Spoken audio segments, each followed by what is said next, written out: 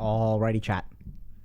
Welcome to another Healthy Gamer GG stream. My name is Alok Kanoja. Just a reminder that although I'm a psychiatrist, nothing we discuss on stream today is intended to be taken as medical advice. Everything is for educational or entertainment purposes only. So if y'all have a concern or question, please go see a licensed professional. So super hyped today. We're going to be talking to the one, the only Big Boss Boze. And it's really interesting. So does a lot of true crime streaming. And I think she's going to offer her perspective on mental health, maybe talk a little bit about what's worked for her, but may also offer us some really interesting insight into the link between potentially trauma and criminal behavior. And so I'm really curious about that. I think it'll be a great conversation. A couple of things just before we hop into our talk with Big Boss Boze. So May is Mental Health Awareness Month. And we're going to do our best to try to support y'all in a number of different ways over the course of the month. With fingers crossed, we've got something cool coming out for y'all in the next couple of weeks. We're also going to be doing a lot of high impact streams and videos. So we did a pretty big deep dive into trauma last week, which I heard went really well and I think taught people a lot of things. We may be doing a stream on addiction this Friday. So sort of, I've worked a lot as an addiction psychiatrist, but really explaining kind of addiction start to finish. So kind of like a deep dive there. So stay tuned to our socials and stuff. And yeah, we're also going to be putting out a series of kind of high impact videos on our YouTube channel, which are sort of designed to help the most people with, I guess, the biggest stuff that y'all are facing nowadays. And that's really what all we're about at Healthy Gamer. A couple of other things to just keep in mind. So our coaching program is basically full. So, for those of y'all that have tried it and it's helped you, thank you very much for giving us a chance. And hopefully it's helped you a lot. We see a lot of really good outcomes. We'll be talking about some of those in May in about 10 days at the American Psychiatric Association. We presented on our initial outcomes last year. And so the program seems to be very effective. And for those of y'all that are interested in coaching, the program, I understand, is 99.7% full. So there are a couple of slots here or there. But feel free to sign up for the wait list, and we'll get to y'all whenever we can. A couple of other things to keep in mind. If y'all are interested in deep dives into stuff like depression, anxiety, meditation, ADHD, or even behavior and motivation, definitely check out Dr. K's guide. We built these resources for y'all for people who are interested in kind of deep dives. So if you really want to understand, okay, what's going on with like my motivation, like motivation has a lot of different dimensions to it. So how can you understand things like organization, planning, even things like alexithymia and emotional awareness that lead to things like procrastination and stuff like that. Even if you all want sort of particular meditations to help you train the ability to focus and sort of level up your capacity to control your mind and concentrate, definitely check out the guides. Okay. The last thing is that we've got a lot of cool Discord events, I think, running this week and every week. Everything from Social Sandbox to Ask a Coach. So Social Sandbox is where people get to practice social skills. And I heard really good things about our Valentine's Day Social Sandbox where people practiced asking each other out. Because the tricky thing is if you've got the feels for someone, like you don't want to screw up asking them out, but it's like hard to figure out how to practice that, right? Because you kind of get one shot. So we had over 300 people show up on Discord and practice asking each other out, which is super cool. I think there's also some cool stuff going on this week or month on our Discord. I think Ruthie is going to be doing some cool stuff around entrepreneurship. So for people who are interested in kind of that and our take on, how to be a CEO, or our take, her experiences. And she's going to be answering some questions, as well as maybe doing some stuff around relationships. And there's some stuff going on in the women's space this month as well. Okay. Yeah, so she's doing events as well. So, this is where we try to really accommodate and meet y'all where you're at. I think streaming is great for a lot of different things, but especially for that interactive stuff, slightly more in-depth stuff, we can do an in-depth stream. Definitely check out Discord and stuff like that, and we're trying to support y'all there. So let's hop into our interview. Hold on a second. Oh, gotta lock these banners. Okay. Hello. Can you hear me? Sorry. Wait. Can you see me or no? Okay. Let me fix this then. Why is that not working? Okay, hold on a second. Let me give me a second. I'm gonna try to fix this. We're gonna go here. Why isn't that? There. Now you see me okay? Okay, awesome. So thank you so much for coming on today. What do you go by? How would you like to be? Okay, Boze. And so, what are we going to be talking about today, Boze? Mm-hmm.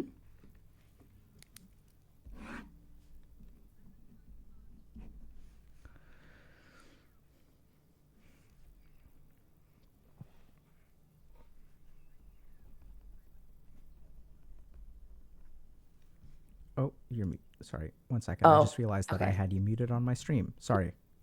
So you were talking about true crime. Oh yeah, PTSD. yeah. Wait, can you guys hear me in chat? I try not to look at chat too much. I'm just a boomer. Oh, you're okay. I'm a boomer too. But so yeah, I do true crime on Twitch. I've been doing it, I would say, for about 5 or 6 years. I don't know if you know this, Dr. K, but it started with like I would just play League, and after I lost like 3 or 4 rounds, I'd be like, "Do you guys want to tell hear a murder story?" And my chat would be like, "I guess." I would just tell them some crazy story that stuck with me that week. And then sometime in the last 2 years, I just started doing true crime full time on Twitch. Like it's all we do now. And I find that most violent acts, or I mean murder overall, because that's what we talk about a lot in true crime, it comes from like repressed trauma and unregulated emotion that if they just knew that this is how they handled things with violence or hitting a boiling point, this would have never happened. And so I dive a lot into people's stories and like what happened to them. I don't know, I think that's pretty interesting. I'm also a person that I think I got diagnosed with PTSD like 3 years ago or so, and I think that's so interesting. I feel like all too often people think that PTSD is for like war veterans or, people that have been through a lot of crazy stuff. And sometimes we devalue our trauma and how much things hurt us. And we're like, I don't have PTSD. It wasn't that bad. I'm okay. But you don't realize you're living in this memory or these moments over and over and over again. And it's affecting you. Anyways, that's a whole bunch of stuff. You pick. You tell me where we're going. So I love it all. So I think we're gonna kind of meander for a while, and just to kind of lay a couple boundaries or clarify or reinforce a couple boundaries. So while we may be talking about the link between trauma and crime, while you may be sharing some of your experiences around sort of the process of being diagnosed and maybe what your life is like, we're not going to dive into the details of your trauma. We're not going to diagnose you. We're not going to treat you or anything like that. Right? Is that clear? Fair? Yeah, that's great. Yeah. But it's definitely PTSD. Like it's bad. Sure. So yeah, I mean, I think part of what we try to do here on this channel is have people share their experiences of living in the world, whatever that may be. And sometimes that involves a diagnosis, sometimes it doesn't. But we'd really love to just learn about you and kind of what you have to offer, what you want to share. So why don't we start with just so it sounds like you've become quite adept at understanding true crime, talking about true crime. Can you just tell us a little bit about that and what you've learned about, true crime and the link with trauma? Oh, yeah, man, there's so much there. It's like where to start, right? Have you ever heard of those cases before where somebody commits a crime, they kill somebody, and people say, I never saw him like that. He was so quiet. How could Sure. this have happened? Such a good boy.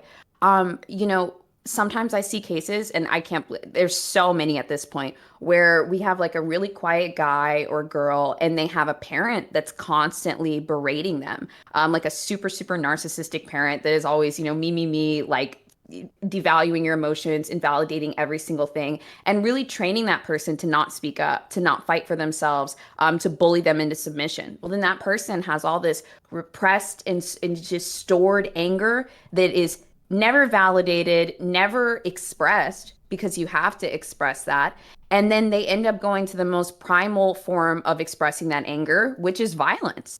And they didn't have a parent that gave them the tools to look at other options.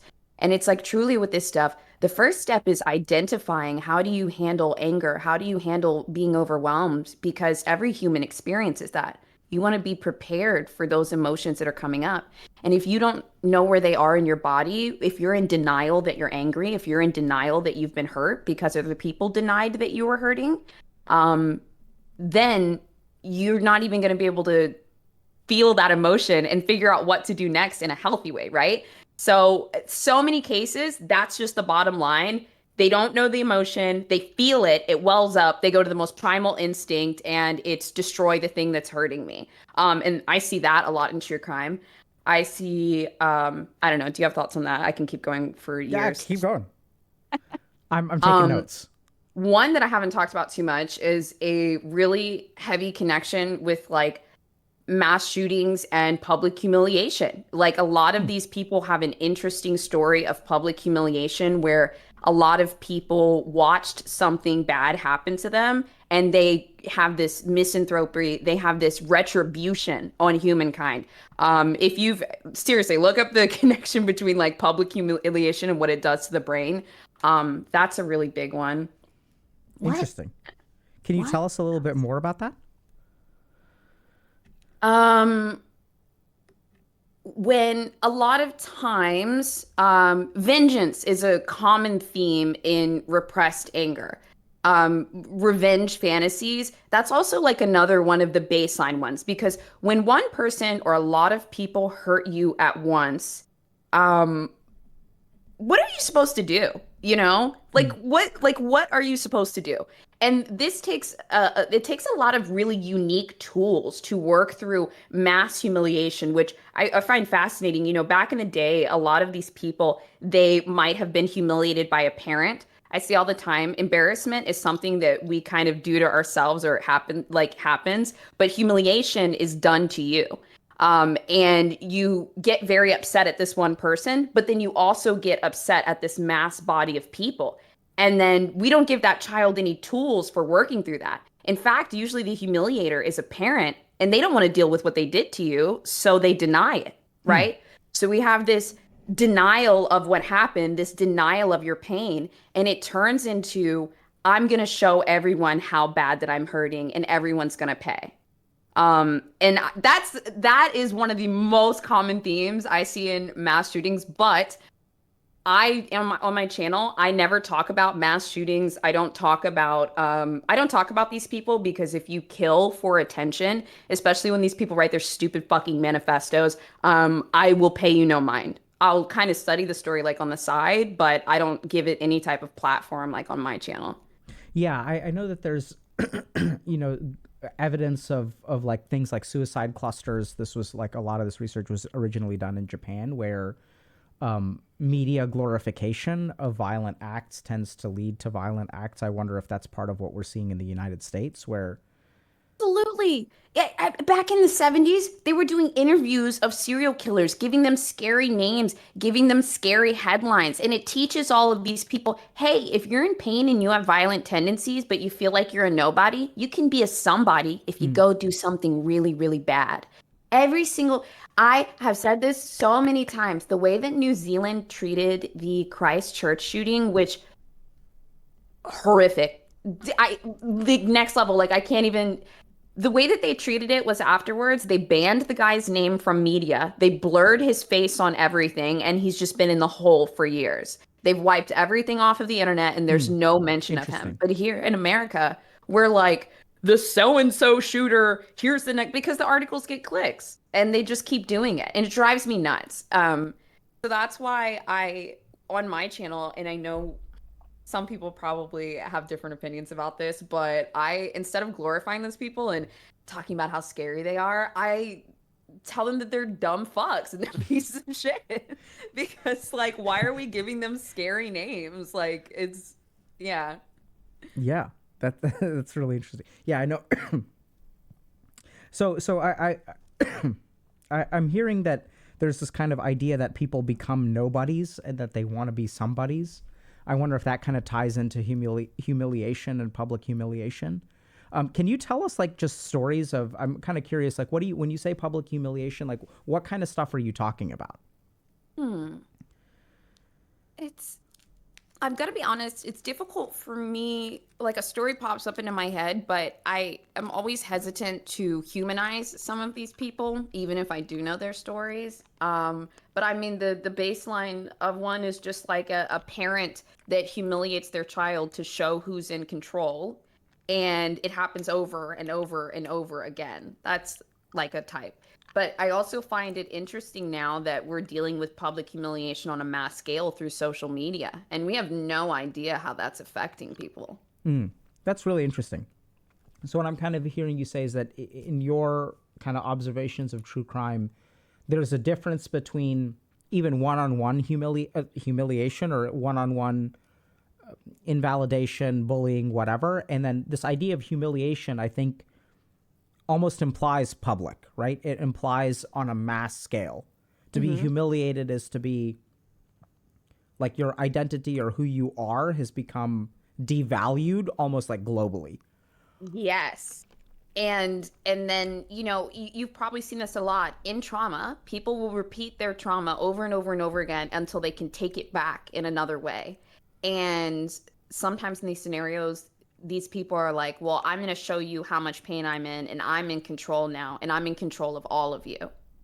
Yeah. So can you tell us a little bit about that principle, Rose? Huh. This is more, I would need a more specific question. Sure. So I mean, okay, let's talk about something else for a second. Maybe we can get back Yeah, to it. yeah, So yeah. another major theme that you've talked about is kind of the denial of anger, either denial of anger by others or denial of anger for yourself. Can you tell us a little bit about that? Sure. God, this comes in so many different forms. Everyone gets angry about something at some point. Maybe it's something that happened in school. Maybe it's something that a parent did to you. And let's say you go to your parent. Well, if the parent did that thing, they they're just going to downplay it, you know? Mm. They don't want to feel bad about any of that. And now let's say something happened to you in school. You go to the parent again, and the parent, maybe they had bad things happen to them in school, so they don't feel any empathy for you. And then maybe also they just don't care. Or maybe they're on drugs. Like there's so many ways that denial of a child's emotions can happen. And they're kind of expected to just keep going.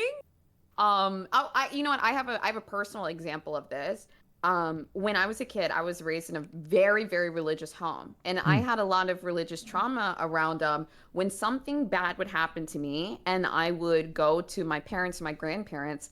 They would tell me to go to God or to pray, and then they would tell me they would pray for me or something. And so in my household, it was always God first, maybe me second.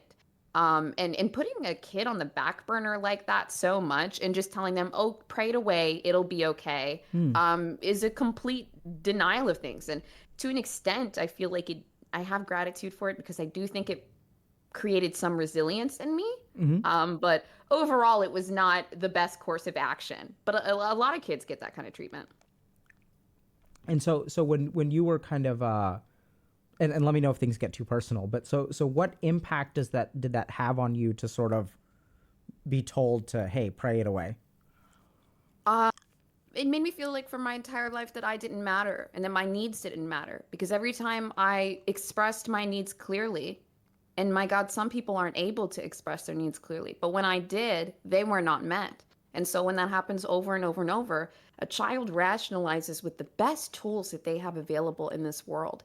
And it kind of works backwards to this point of, well, it happened again, it happened again. Well, I must not matter, so I should stop. And that really is something that manifested into my teens and my 20s. And I lived my life through that lens for a long time, reinforcing that narrative. And then you turn 30 and you have to undo it. And it's a lot of work. And quite often, you can't do that work alone because when the world has defined you in such a way and you believe it, you can't undo that on your own. Yeah, that's one of the biggest things that kind of frightens me. I've been doing more and more research on the mental health crisis, for lack of a better term. It is a crisis. And, one of the things that I think I'm starting to really appreciate that we sort of made a fundamental mistake in the way that we view the human mind. So in medicine, we think about illness as existing within you, right? So like if I've got a kidney problem, like it's a problem in my kidney. Mm-hmm. If I've got let's say high blood pressure, hypertension, that's a problem in my blood vessels. So we sort of think about illness as something that exists within you. And then what we did in psychiatry is we sort of said the same thing, right? We're like, okay, so you can have a problem with your heart, you can have a problem with your liver, you can have a problem with your GI system, you can have a problem with your brain. That's neurology. You can have a problem with your mind. That's psychiatry. But I think the more that we're learning, I think the more I'm realizing that a healthy mind does not exist simply within one body. A healthy mind is really built through relationships. And if we sort of look at humanity, like we're kind of tribal, right? So a lot of our mental well-being comes from outside of us. Yes, and one of the we're most social creatures. Absolutely. And one of the most devastating things is that even when I make kind of content, right, where people are like, how do I fix this? The really scary thing is that I'm not sure that the way that problems are fixed can solely be done by you. And in fact, I wonder if we've actually done people a huge disservice by telling them, hey, if you are mentally ill, this is something for you to fix.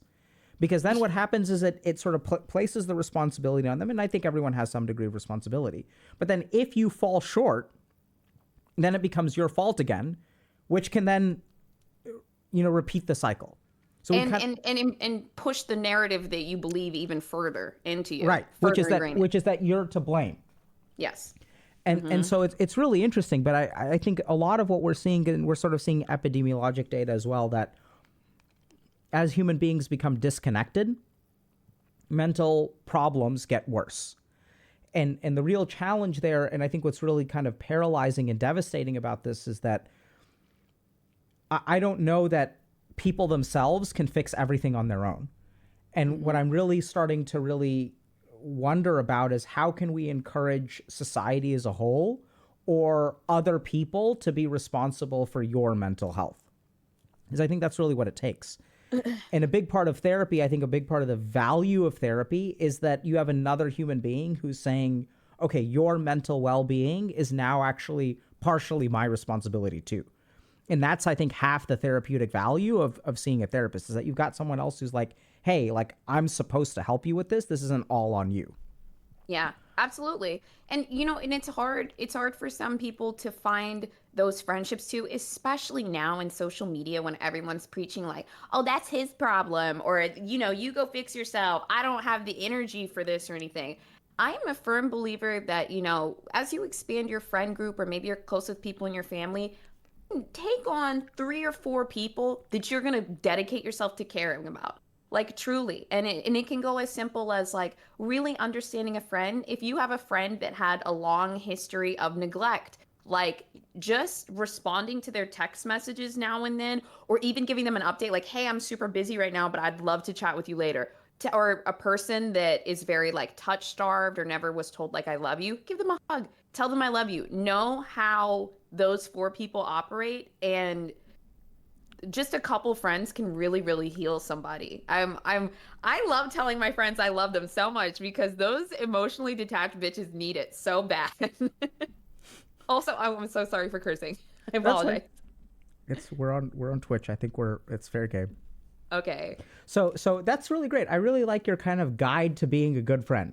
So it is respond to texts, or even give them a heads up if you're not responding. Yes. Give them Yeah. a hug. And Yeah. what were the other things? What do you think makes a good friend? How do we be good friends today?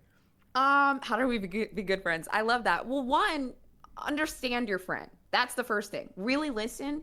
And not only don't understand, don't be scared, okay? Like, plan to tackle this friendship fearlessly. The interesting thing is, your really traumatized friends, they will tell you exactly what their biggest trauma is. People that are super traumatized, they just like dump it, you know? They trauma dump it. And oh man, you know, a tool that we're not given enough is telling that person. So often when somebody tells you something really bad, you just want to be like, I'm sorry that happened and change the subject or something. Or it's like these surface level Yeah. things. I'm trying to think of some specific ones. When somebody tells you something really traumatic or something really, really bad that happened, you should say something like, I bet in that moment you were really scared. Or I bet in that moment you felt extremely betrayed. And a lot of times that person doesn't feel as alone in that pain anymore. That's what trauma feels like. You feel like you're alone in this emotion, in this bubble that no one can understand. And if one person can just articulate, like, oh my God, it must have been so horrible that they ignored you like that. The other person finally feels validated for the first time and they say, oh my God, yeah, that was messed up.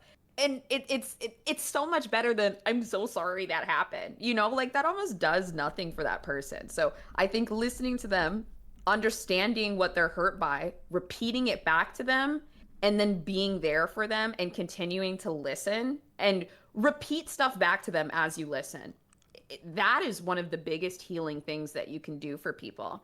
And then from there, as you're able to identify where their pain lies, because when you repeat it back, you say, I'm sorry you were betrayed. I'm sorry you were ignored. You're saying exactly where that hurt is, right? And if you can find a part of yourself that can nourish that, like don't stab them in the back and make sure they know that you're going to take care of them.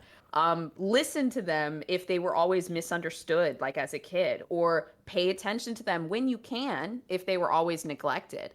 Like, and just it's okay to give a little piece of yourself to people that you care about. Like it's okay. Like we don't all have to be selfish all the time. Yeah, it sounds like you're an amazing friend, Bose. Um, I'm an annoying friend. I call my friends all the time.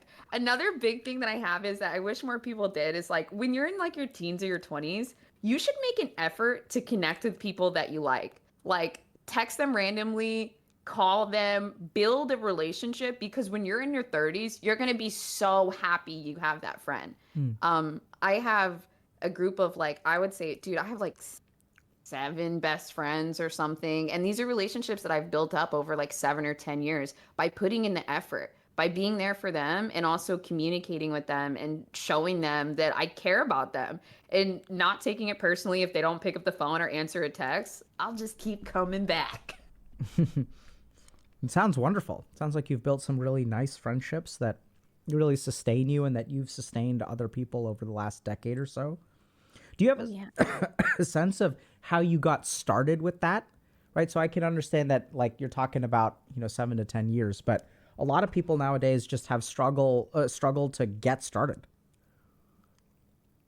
Yeah, that's true. A lot of them were internet friendships. Almost all of them. Every Wow. single one. And I'm a pretty emotionally detached person, or I was a lot in my 20s. And so I would often connect with other emotionally detached people. And so the internet was like our barrier where we didn't get too close. But over time, by like always talking, we wanted to be closer to each other. And then the best way to describe it was I never let moments of discomfort ruin an entire friendship. I see those as an opportunity to make the friendship even stronger. And I don't know. I feel like I'm so all over the place in this. I can just, No, no, no. nobody asks me I, this stuff, Dr. K, I and I love talking about it. no, that's great. So let's. Is it okay if we talk about like friendships and relationships for a minute? Hmm. So, in those moments of discomfort, our natural inclination is to like retreat from them, right? Because we don't Hmm. like being uncomfortable. And how do you manage those moments of discomfort? Um, when I feel uncomfortable, I used to just be like, ah, shut it down. I'm gonna turn this other way. And instead, what I do is I tell myself that I'm uncomfortable. I try to feel it in my body and become okay with feeling uncomfortable because that just happens. And I think about what I want and what I want at the end of this. So, like, if my friend and I are having a disagreement and it makes me uncomfortable, I let it happen. I feel it and I say, like, do I want to continue a friendship with this person? If the answer is yes, it's how do I do that? You know? And chances are that person is also feeling uncomfortable too. And if two people are uncomfortable, you're both going to run away. But if one of you can fight for the friendship, it shows the other person how much you care about them. And if you can work through it, it really builds something. And that's also how you get these unbreakable friendships. That's really important. Yeah. Um, Can I just process that for a second? yeah, absolutely. I love it, by the way. I think it's brilliant. Okay. So here's what I love about that. So if we kind of look at it, we have two kinds of relationships. The relationships where there are going to be moments of discomfort and relationships where there aren't going to be moments of discomfort. The wall of the internet. Mm, And if you have a relationship with someone where there's a wall between you, it's always going to stay shallow because it's getting through those moments of discomfort that allows you to hmm. deepen a relationship. So I see a Yes. lot of people have this problem where it's like all of my relationships feel shallow. So what can you do about that? That's the tricky thing is that you're going to have these moments of discomfort and the very things that give you the opportunity to deepen the relationship, you feel uncomfortable, they feel uncomfortable, and both of y'all want to retreat. So in order to get through that, I think you've laid it out really well. So the first thing is to acknowledge and be aware of the fact that you are uncomfortable. So Hmm. oftentimes discomfort, we just react to it or we're controlled by it. We don't even Yeah. realize that it's happening. The discomfort makes us think about leaving. So all we're focused on is leaving. We don't even realize, okay, why do I want to leave in the first place? Because I'm uncomfortable. Yeah. And even going back to what you were saying earlier, if we think about what helps people with their emotions, validating their emotions helps. Naming the emotion helps, right?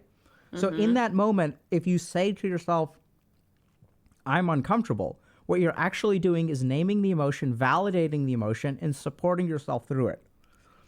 I think, Yeah. And if you're a person that had a parent that either didn't validate your emotions because they didn't want to, or honestly, some of parents didn't know how to validate their own emotions because they mhm, weren't taught to, right? So now you're a human being that has never been validated before. You don't know how to, you don't even feel like you're worthy of validating your emotions. It's fucking hard. That's hard. And I try to tell people all the time, like, you are a human, you are going to have emotions, and you need to figure out your top three emotions that you have all the time and figure out an action plan for those. Because otherwise you're gonna struggle. Like, and it's okay to take care of yourself. Just because somebody didn't take care of you and your emotions in the past doesn't mean that you're not worthy of it. And you should just lay there and freeze, you know? And that's a deep cut. And the thing is, it's so hard for some people to get to that point. And you're right, we have a mental health crisis, and it makes me so sad. what makes you sad about it? Um, it makes me it makes me sad because I think about how much I struggled with my emotions when I was in my early 20s and just not knowing what was going on, but I was in the thick of it. Like the despair, the immense pain, the fear, the everything. And I'm not like that anymore. And I mean, of course, there's still pangs of it, right? Like that's how I grew up. But I I feel so sad for my past self. Um, and when I think about other people like not being able to identify those emotions and climb through them and get to the other side because it's so beautiful on the other side, it makes me sad. I think I'm sad for my former self too, because that girl was going through it. She was getting it and she was putting herself in bad situations all because she thought she deserved it. And there's so many people that walk the earth that feel that way. And they don't deserve it. They everyone deserves to be treated well. Do you feel comfortable sharing a little bit more about 20-year-old you and how she wound up in situations? Oh my gosh. Probably a lot of drinking. A lot of drinking to like numb it away or like numb away social anxiety. That was the thing. I think also being angry and like not knowing what I was angry about. Um I told you this briefly that like I won't get into like the specific thing, but giving you a little like backstory on me. A couple years ago, about 5 years ago, I had a therapist where I'm talking to this guy, and also this guy ended up being mad weird because he eventually closed down his practice and he opened up a modeling agency inside of the and you're, yeah. And so the guy ended up being really weird. Didn't love him. And sometimes you have a crappy therapist, okay? You know what? Can I ask your chat a question? One in the chat if you've ever had a not great therapist before. I think it's important to understand that that's a common experience and that's not the bulk of therapy, right? But so this guy, there it is, there's the ones. So this guy, he told me at one point, he was like, it sounds like you have PTSD. And he just said it like that. And I was like, no, I don't. Like I said earlier, that's for war veterans. That's not for me. I didn't accept this diagnosis, you know? And I went on, eventually went to like another therapist and I just did talk therapy with her. And in retrospect, it was a lady that I went through insurance. It was $20 per visit. Real nice lady. Felt nice to talk about my day. Didn't get much out of it. I'm sure a lot of you guys have also had therapists like that too, right? And then I get to like the next lady, okay? And accepted that I had PTSD. We started working through that with a lot of tools, a lot of reparenting your inner child, some EMDR, da da da da. And then one fucking day, okay, Dr. K, for lack of a better term, I had a dark night of the soul with a friend. I'll call it that.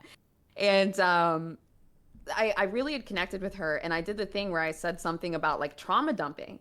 And I randomly told her about a story that just I don't know, I just randomly told it. And then she said to me like, that's really fucked up.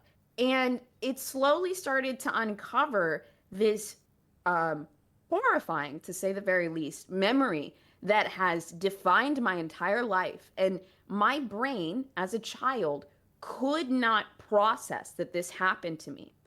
And so it locked it away in a little tiny box because 8 year old me couldn't handle that. And I realized how horrible this thing was. And this was about maybe 2 or 3 years ago. And I started to comb through it. And I just think this is really interesting to share. And what happens with repressed memories like that, or at least what happened for me, was after this really terrible thing happened, and I'm a child, about an hour later, something else really, really bad happened. And so I took but it wasn't quite as bad, but I took all of the emotion from the major event and I chalked it up to it must have been this other thing. And for many, many years, I felt like this thing that had happened was so much worse than it was and I could never pinpoint it, but it's because of what had happened prior. And so after I uncovered that memory, and I started working through that with a therapist, through EMDR, redoing the memory, having it uncharged, I realized what I was really mad about and what I was really so upset about my entire fucking life. Like my entire life, I was waking up in this room and reacting to this emotion whenever I would feel little pangs, because what PTSD does is you think that it takes you into a flashback of a memory, but it takes you back into the emotions of that memory. So I would have random times through my day where there would be, because I had multiple triggers around this memory, maybe 4 or 5. So if one of those would happen, I would have all of the intensity of everything that I felt like that day happen all over again. And I didn't know why. I was just reacting to that emotion all over again. And it was crazy. And so I say all of this to say the major thing that has changed my entire life is figuring out how that memory has defined my life. I believe that everyone has a major inciting trauma, whether it's the death of a parent, whether it could be an assault, it could be a bad relationship with a parent that causes severe CPTSD. But you have to figure out what your major defining, inciting thing is and stop living through that narrative and treat it and release that anger, release that fear, release all of those emotions. Because otherwise, it's almost like your brain is trying to remind you of the memory constantly in random ways because it hasn't forgotten. What's your take on that? Oh, I love everything that you have to say. Can I just think for a second? Yeah, absolutely.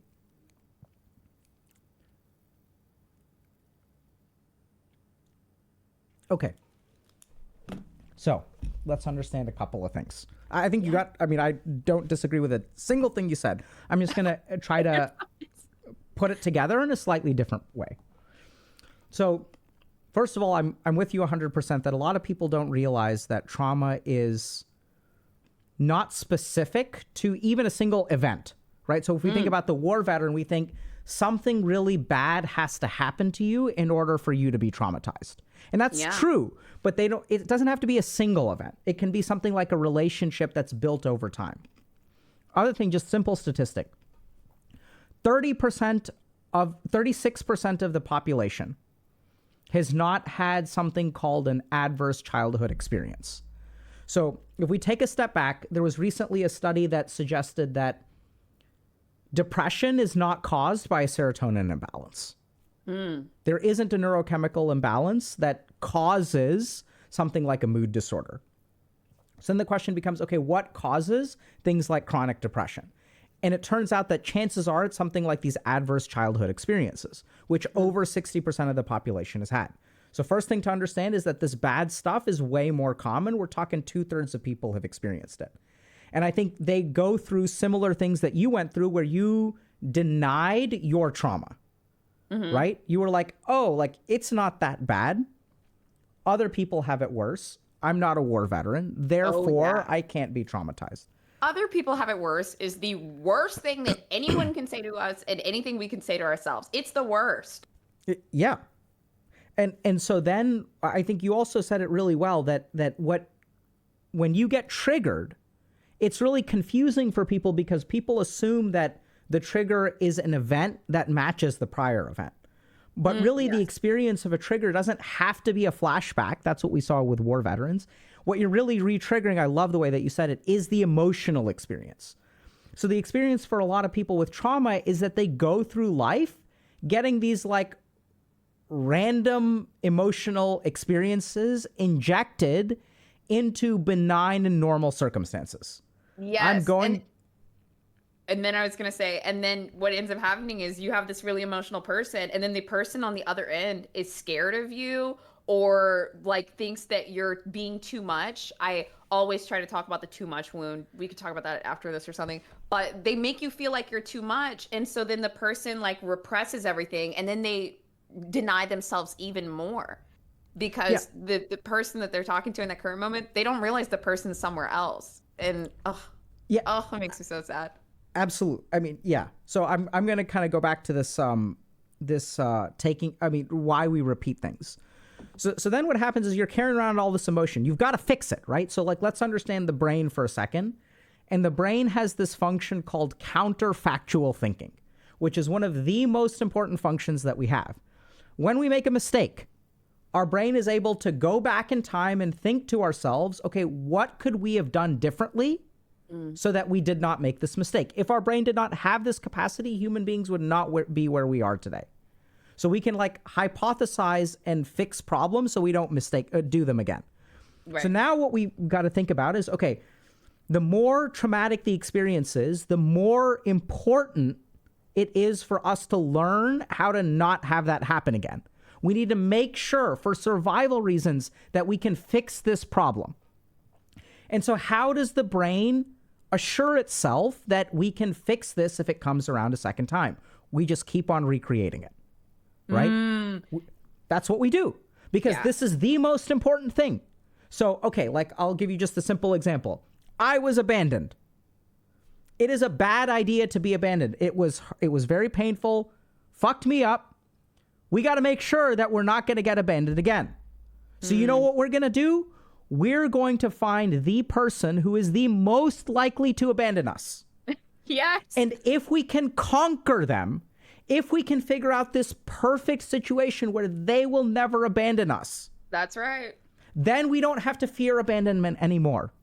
That's right. Because we fix it once and for all, they stay, and we use everything we've learned. If I can climb Mount Everest, I never have to worry about climbing another mountain. So what I'm going to do is instead of climbing these 4,000 foot hills, I'm going to find Everest after Everest after Everest. And if I can climb them, then I don't have to worry about anything. And so there's this bundle of random emotions. There's this bundle of like deep in your mind. The whole point is, you also mentioned how memories are repressed. So it's really confusing to the person who's living through this, because all this circuitry is working in your brain without your knowledge. There's random ass emotions, random ass suppression, and just repetition of the same behaviors over and over. And people just feel so out of control. And also, but to an extent, they kind of feel good because this person is familiar to them. But I always talk about, we have to decide, is this person good familiar or are they bad familiar? Often we're very attracted to the bad familiar because we want to redo it. But we feel safe because, and I'm going to put it bluntly, it's like this person neglected me almost like my mom did. This person gaslit me almost the way my dad did. And it feels like you deserve it, so you continue it even though it hurts. And it also feels comfortable and it feels familiar. You're not, and these are the same people that are uncomfortable with someone saying I love you or hugging you because they never got that. So they don't know how to process it. Can I say a little something about abandonment issues? Yeah, My sure. favorite. Okay, wait, can I ask your chat a question again? Yeah, sure. Okay, sorry, Dr. K. Okay, one in the chat if you have abandonment issues, two in the if you don't. I want to see the twos because I have a feeling that we'll have an overwhelming number of ones, and I think this is like a real, almost so many people do. But it's like the real question is, do you have the hypervigilance of the abandonment issues where you're self-sabotaging beforehand to avoid it, right? One thing that I had to learn, and I kind of talked about this before, is I was terrified of abandonment because it happened over and over and over again, and it hurt more every time. And every time it said to me, I'm not worth it. I'm not, just so many different things, right? There's a lot of things that we tell ourselves. When I identify a situation where I'm being abandoned, because often it's easier to identify that they've left before the feeling, like they both kind of come at once and it's really intense and we just want to shut it down and get away. Sometimes take the power back, leave first. What I kind of have to do is, once again, I would take that deep breath and I would say, this is abandonment. And I let it flow through my body. And like, even now I can feel it, like it's in my chest, it's somewhere here in my stomach. And when you let yourself feel it, it goes through your shoulders and it goes all through your body and just kind of down to your stomach. And what happens is when we kind of start to feel it here, we want to push it away. We want it to stop. And we try to stop it anyway, but if you let it flow through you, and you just take deep breaths and you tell yourself, like, this is abandonment, and you sit in the feeling, that's really what you have to do, because you have to learn to be fearless about the things that hurt you. And you have to accept that they're part of the human experience, and you just have to let it be and be comfortable with every emotion that scares you, because otherwise you'll live your life reacting to them. And that gets you in a lot of trouble. Yeah, but Bose, I don't. I want to run away from it, right? Isn't running away from bad things good? Well, so there's a couple layers in decision making, right? There's the inciting event, then there's the emotion you feel, and then the emotion actually tells you what decision you want to make. And so if you can't work through the emotion, you're not able to get to the decision part. So you end up missing a lot of opportunities in life in doing things or having connections with people or going after things that you want because the emotion is so overwhelming, you push it away. And so you have to ask yourself if you really want to, it sounds corny, but live the life you want. Because otherwise, if you're constantly reacting to the emotions, you'll never make the decision.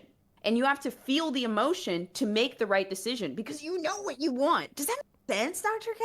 It makes perfect sense. I think it's. I always feel like I'm just like a woman in a box rambling. And that's.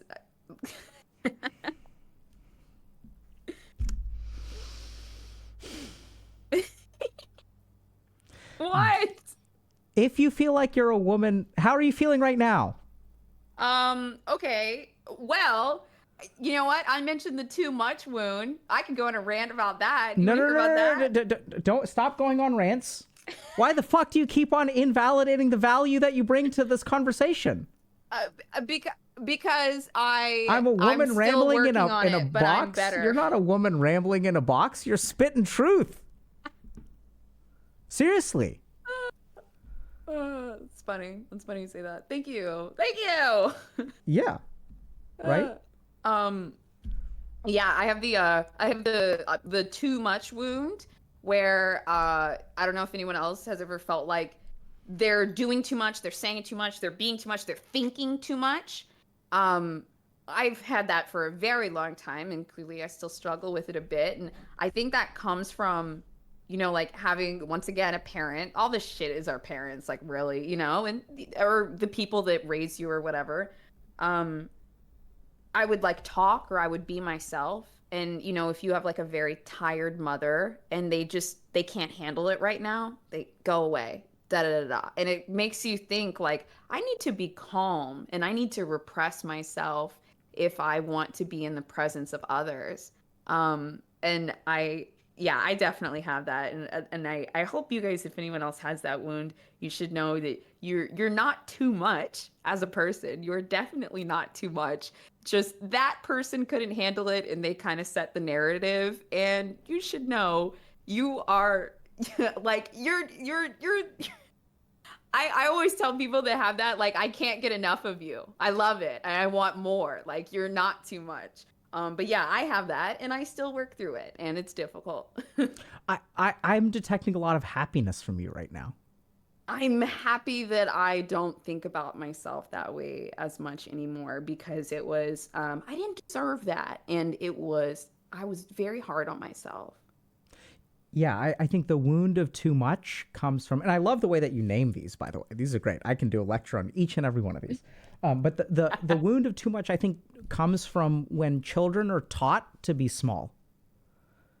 Children are to be seen and not heard. You're right. So you need to be, and there's like you said, there's too much of you. So like, what are you? You're supposed to be smaller. You're supposed to be like, in a box. And now, Boze, you're smiling and laughing and talking, and that's not what you're supposed to be doing. You're supposed to be listening. Yeah. And I seriously, I think that there's yeah, I mean, just so much about what you're saying sounds like wisdom. You're wise.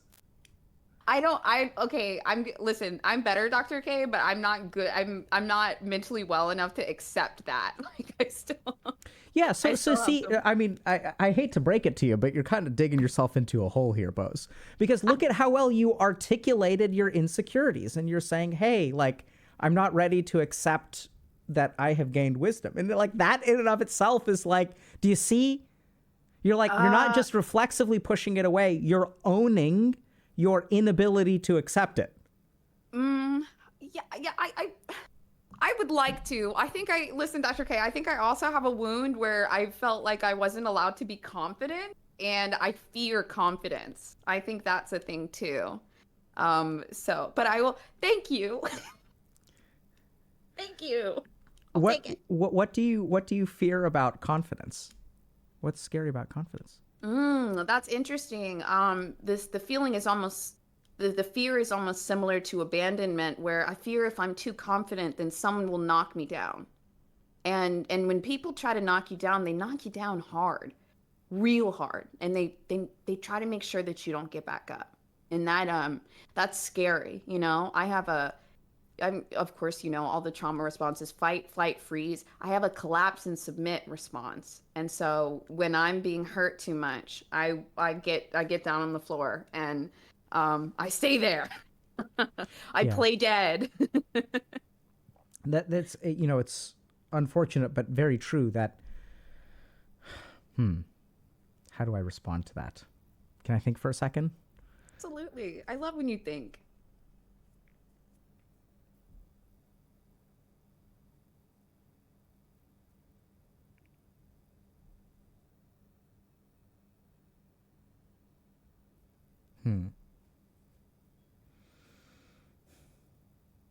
I mean, so I guess we can start with, the idea of collapsing is actually a survival mechanism, right? So when someone is trying to knock you down, if you stand up, they're going to try, as you said, harder, right? Because getting knocked down hurts. So what is the one thing you can do to minimize the pain of someone trying to put you in your place is to go there on your own. You're trying to knock me down. I'm just going to lay down on the floor. I would just lay down. Right? So I'm going to knock myself down. Because at least when I'm knocking myself down, I can control the fall. I'm still in control of it. I wrest back some control. You can't hurt me if I hurt myself. Right. Right? Right. And it's, this is still a trait that I work through. I believe that we all have tools growing up that get us to a point, and slowly through life we trade out our old rusty tools for new ones.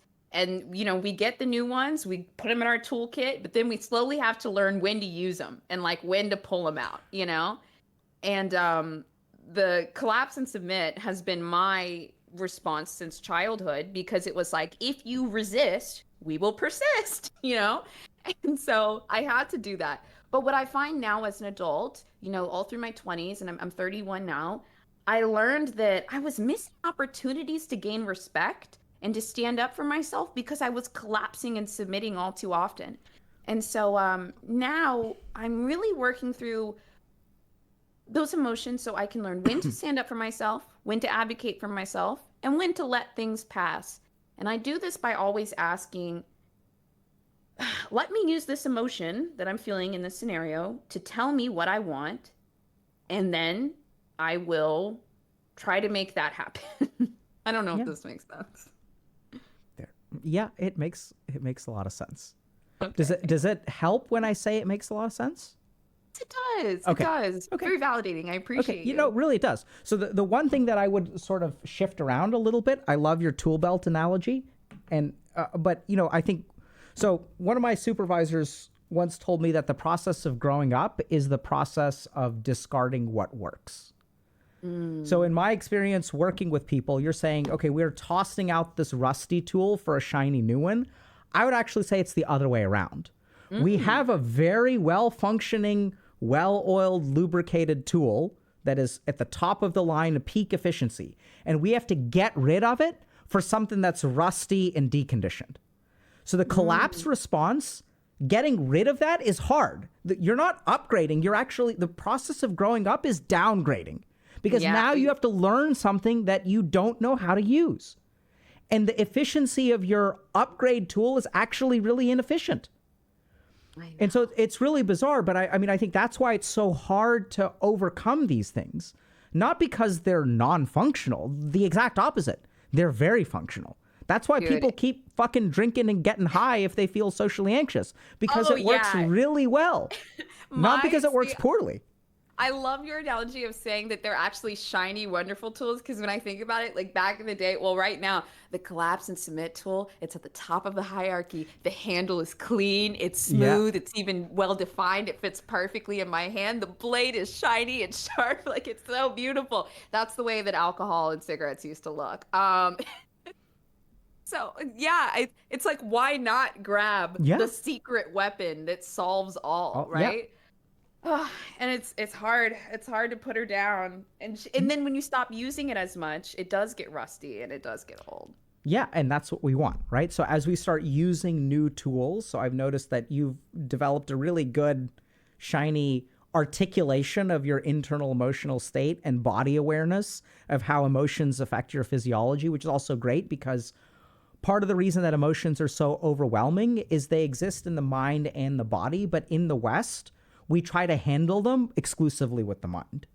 Mm-hmm. And so what we're actually doing is we're trying to conquer these emotions with one hand tied behind our back because we're working fully in the mental realm.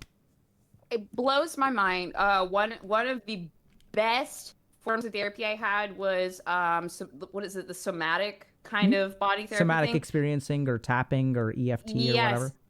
I couldn't believe how much remember when I said I would go back to like the memory and the feeling and all that? My body posture would go back to the way that I felt there, making myself small. It would be in my shoulders. And I had to consciously, when I felt that emotion, oh my God, and it's hard to release the shoulders and feel like I deserve to release the shoulders and let myself be open and vulnerable. My God, was it hard? It was disgusting. I was screaming the whole way through, like just thinking, like, just to release my shoulders when I'm feeling that emotion. So when you start to train your body to do the opposite of what it's been syncing with your brain for so long, that's actually the first step to releasing a lot of those emotions. Actually, I forgot about that. But that one's so complicated, dude. That you need a specialist for that.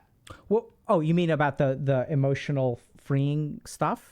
Like The somatic experiencing? somatically, Yeah. like letting it out of your body.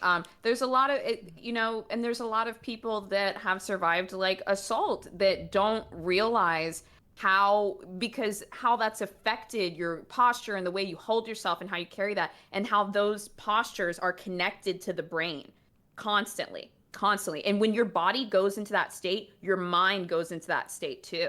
I think that that's a great therapy for like assault survivors, but it pisses me off that so often we send them to a therapist that's on the insurance plan that's just going to talk to them and not do any EMDR, no somatic work, no nothing, dude. Oh, Yeah, so can you share a little bit about what you found to be helpful and in what ways you found it to be helpful? Because it sounds like you've tried a lot of different stuff.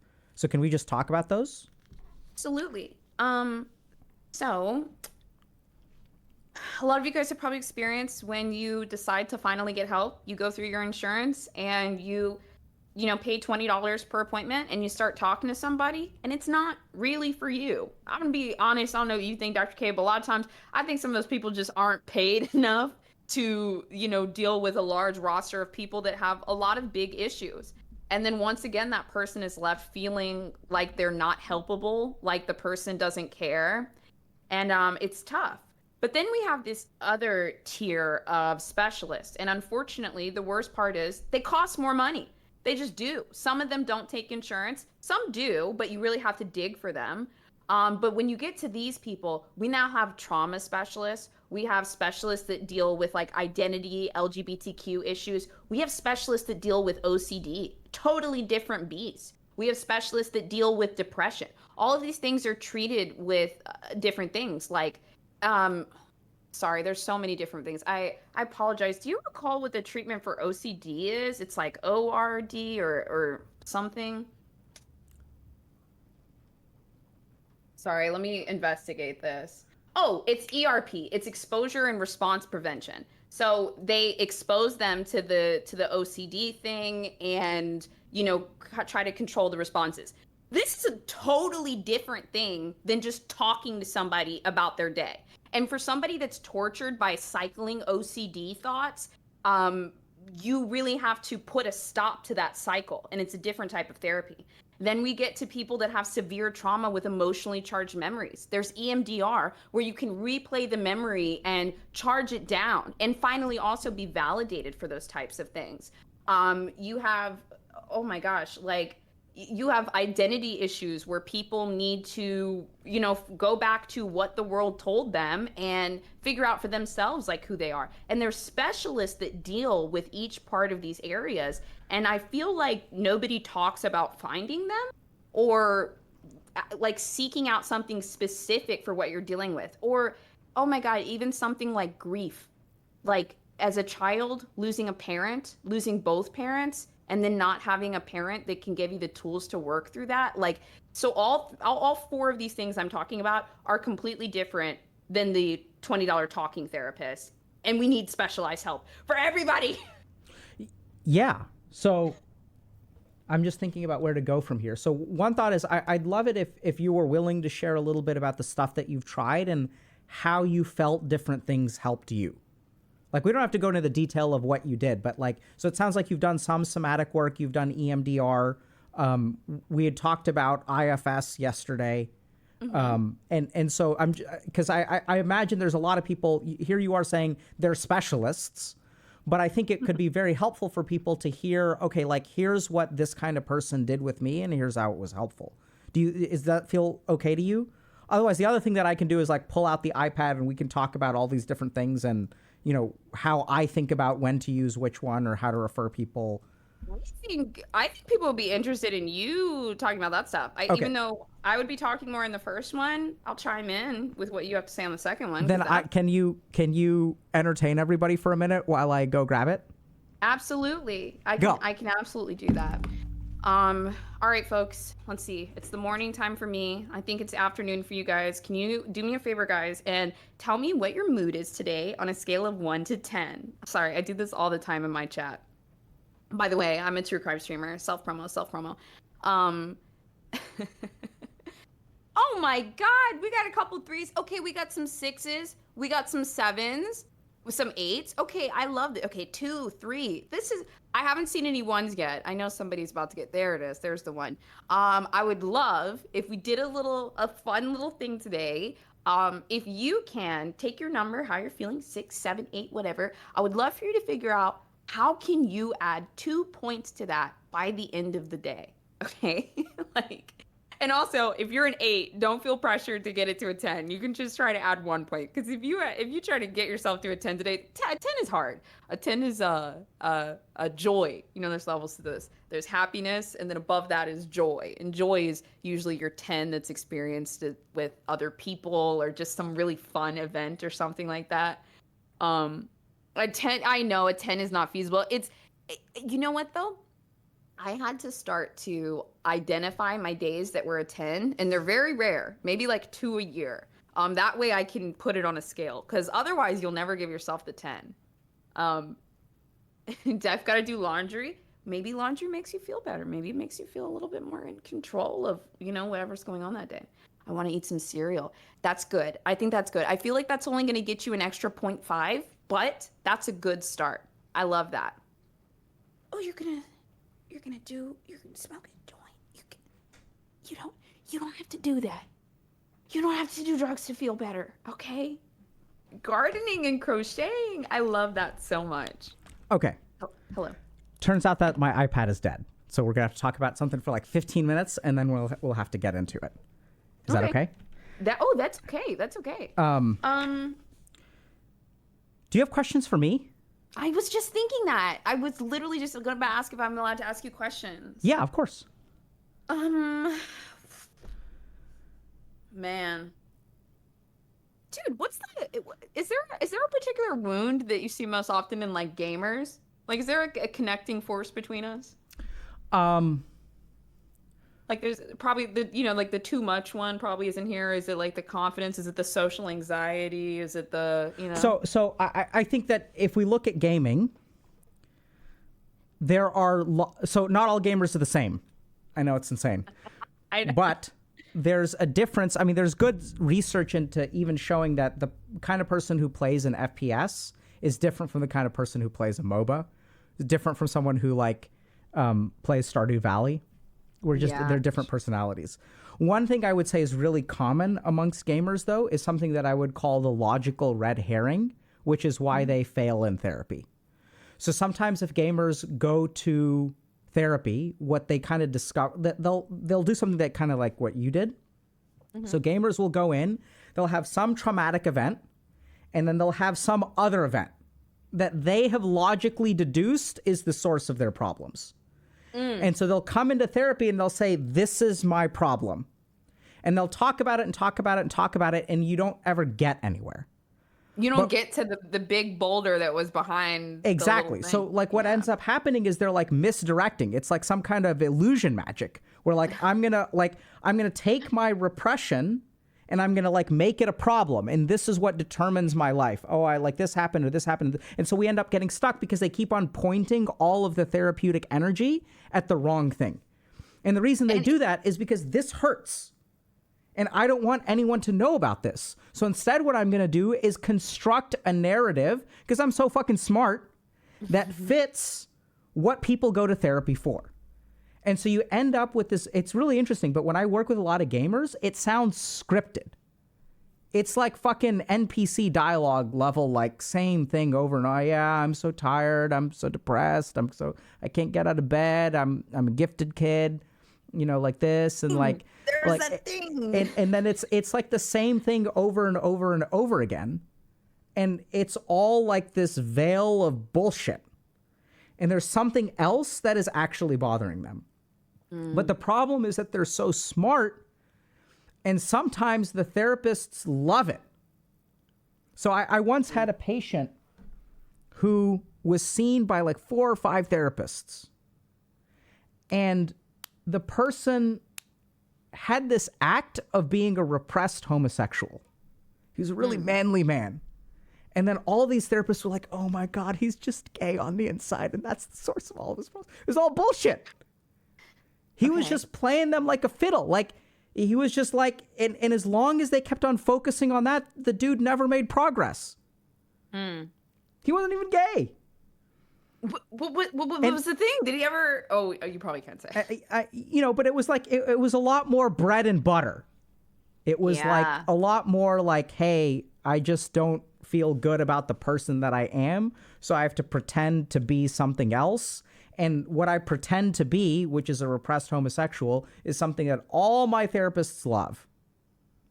Right? And so then now going back to this idea of like being a somebody, because like plain old straight me ain't interesting enough for the rest of the world. Or they feel like their problems aren't valid, They feel like nobody's going to think this is a big issue. Right. Because it was so normal in their life. I always go back to parents because this is like the easiest thing to go back to. But it was so normal for your parents to argue or for you to get treated like shit or to be treated like you don't matter that you've normalized it and you don't think it's a big deal. And then you find out other people didn't have that experience and you're like, well, wait, but then you compare your problems to other people's. I always say, though, that it matters how that problem affected you. Like, if it was a 9 or a 10 in your world, that's your 9 or a 10. You don't need to compare your 9 or 10 to somebody else's 10. A 10 is a damn 10, So if it hurt, and you're allowed to hurt, dog. No, so I mean that's exactly I've seen this with gamers, and this is kind of what happens, right? Is I have a problem that I don't think deserves a 10. So instead, what I'm going to do is construct a problem that is worth a 10. And then what we're going to do is we're going to try to fix that problem, because there's no way that my life should be so fucked up by this little thing that I was unable to do. And then everyone tries to end up fixing a fake problem that feels like a 10.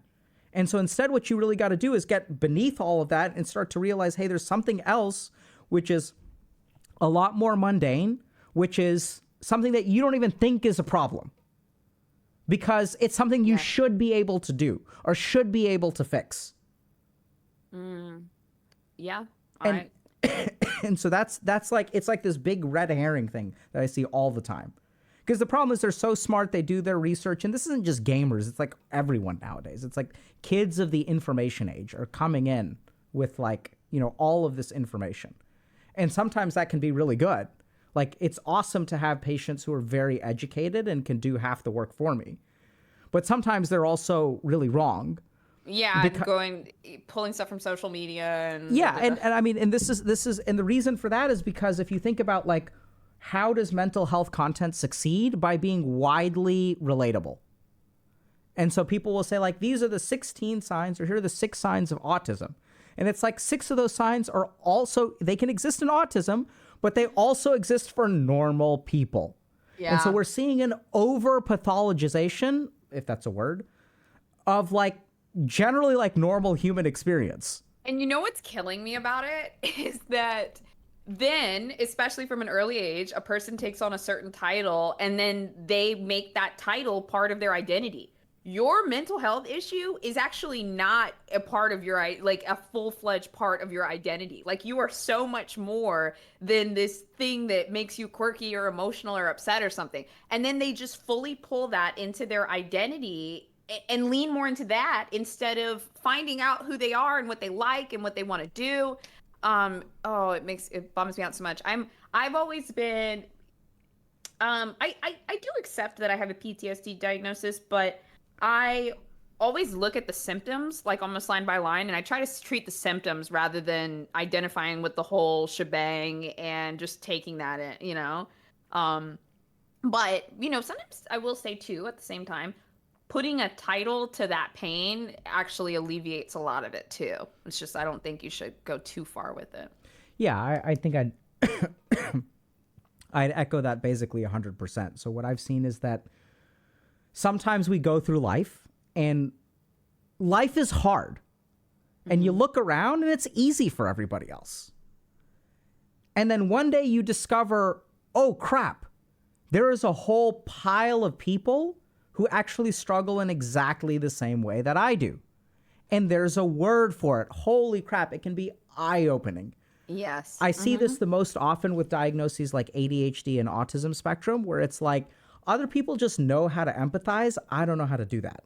When I go into social situations, it's like a puzzle that has to be solved. If they move this chess piece over here, I have to move this chess piece over here. It becomes so burdensome because I can't feel it. So sometimes it can be absolutely liberating to understand, oh, okay, like maybe I'm not neurotypical. But I also see the exact thing that you're kind of talking about, where I see this a lot with teenagers, especially who have gender identity or sexuality issues, where they don't quite know who they are. And so then what they do is, if I don't know who I am, I go and look for some kind of compass. So I will go and adopt a label. And I say, okay, like it looks like these people are, let's say that I don't have a whole lot of sexual feelings. Then I discover, okay, there's this thing called the ace community or asexual. And then you decide, okay, like this seems like it fits me. And just like you said, they take that ace identity and then they make it a part of themselves. And then instead of the label fitting them, then they start to mold themselves to fit the label. Right. I get what you mean. I super get what you mean. And then they start defining aspects of their character or their personality based on this label. And the real tragedy there is that I think the whole point of a lot of this gender exploration, sexuality exploration, is that labels have led a lot of people to the wrong place.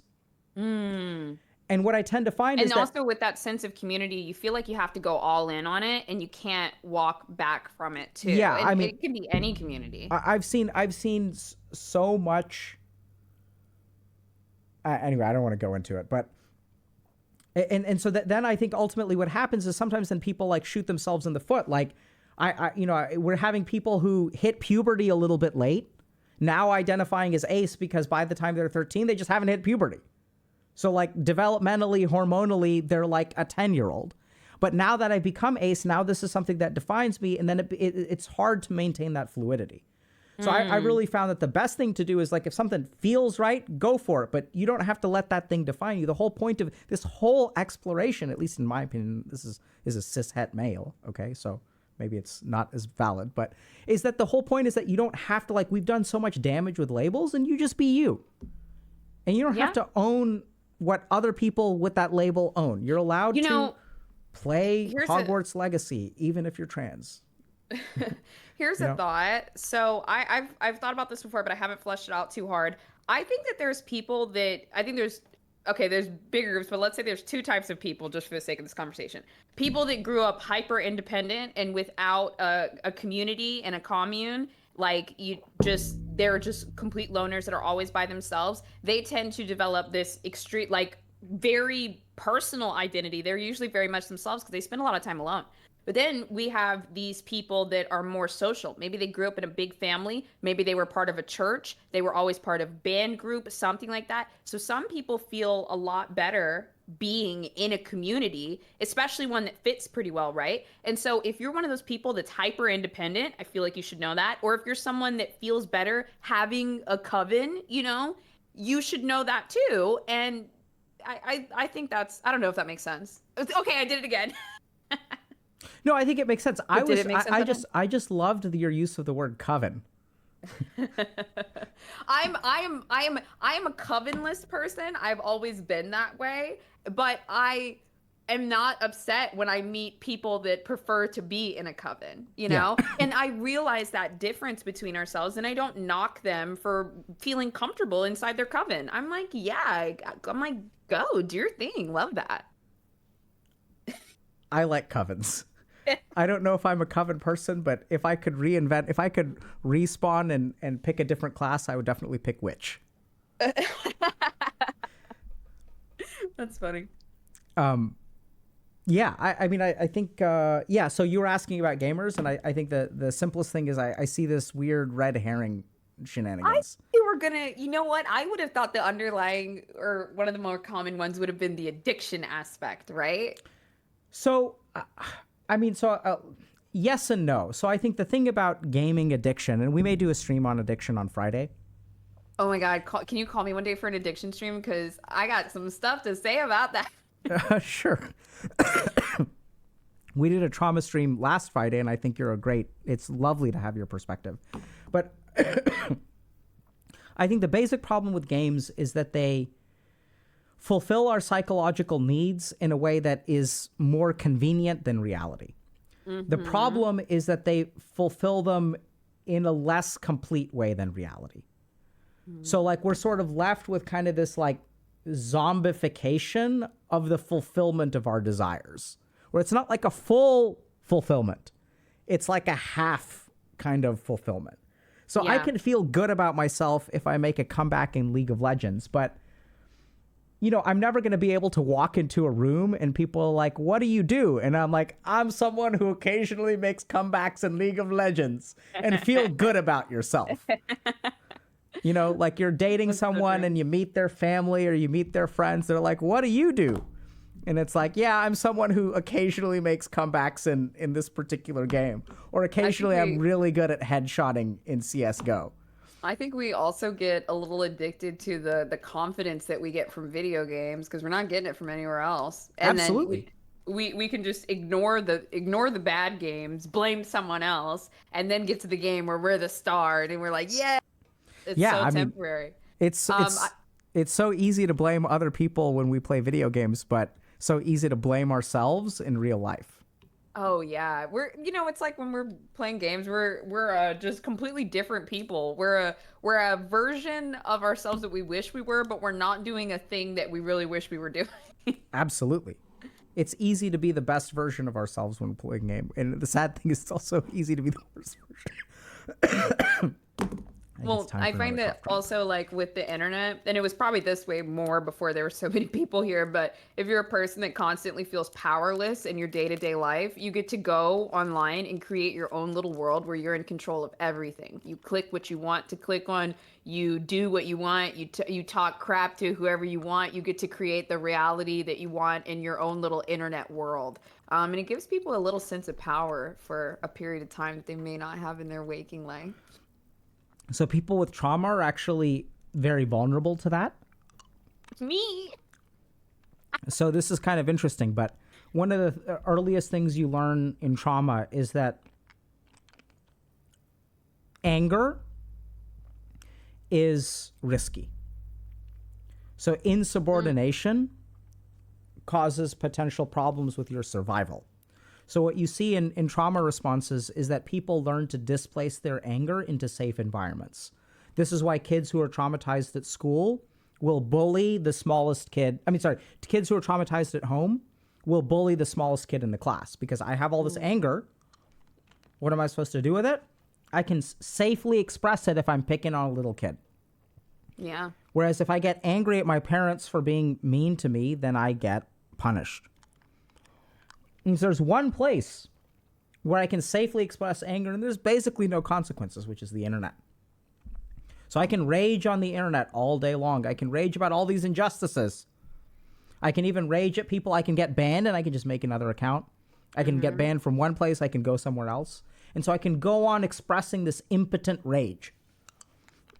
And when I really stop and think about it, okay, so 60% of people have adverse childhood experiences. And you have so many angry people on the internet who aren't doing anything with that anger. What is it? I wonder if it's just this displacement of this classic trauma response. Truly. And I think some people think that they feel better releasing it, but I think it actually turns into just a bigger rolling ball. I think that activating that angry part of yourself and putting it out there, it actually creates a bigger anger that you almost didn't have before, like a bitterness too. Absolutely. I think the other problem that we see is that kind of like how you're talking about naming your emotions and owning your emotions. Anger is the most motivating emotion. So if we kind of think about if someone does something bad to me and I feel ashamed of myself, how do I conquer that shame? I use anger. How dare you? I'm going to make sure that this never happens to me again. This person thinks they're better than me. I'm going to show them. And it motivates us. Yeah. And so what do we see right now? We're seeing all of the energy of anger. Curiosity can get you a little bit for a little time, but then it fizzles out. Love can get you pretty far, but this is a challenge because we don't have people that we love today, right? And so instead, there's one emotion that we use to carve out our territory, which we're just displacing on random shit on the internet. And this is why everyone is stuck, because they're not harnessing the anger. Well, I find, dude, another one of the biggest, like, life-changing, like, therapy kind of things that I had for myself was, I found I would get angry quite often. And what I found was underneath the anger, there was always another emotion. It's never anger. There's always something underneath it. And so when I would feel anger, I would let it flow through me. It sounds so corny, I know, but yeah, like I would let it flow through me and I would try to dig for whatever feeling was underneath that anger. And maybe it was I was attention starved. Maybe it was that I was feeling lonely. Maybe it was that I felt like I didn't matter. Maybe it felt like I was upset. Maybe it felt like I was neglected. Anger is so fascinating because it's really just a shield for our vulnerable emotions. And if you dig deep enough through anger and you find out what's underneath there, you'll find out so much about yourself. Because you're actually probably reacting in a way that you don't want to react. It's just like all you know. Yeah, I mean, I think there's good. We talk about that a fair amount. I think it's a big part of also male mental health. It's true of anger in general, but there's this term called normative male alexithymia. So alexithymia is inability to understand your internal emotional state. It's being colorblind to your emotions. Man. And the reason we call it normative male alexithymia is because men are culturally shaped to be colorblind to all emotions except for anger. Wow. It's the only emotion we're allowed to express. You can't cry, but you're allowed to get pissed off, right?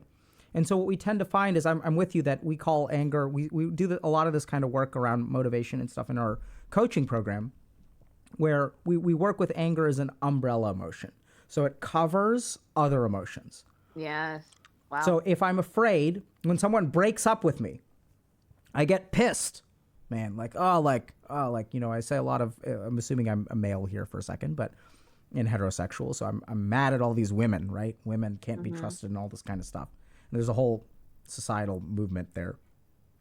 And really what's kind of underneath that is like, why do you get mad? Well, what other feelings do you have? Well, if this person broke up with me, like, does that mean that other people will break up with me? Does this mean I'm going to be alone? There's fear of loneliness.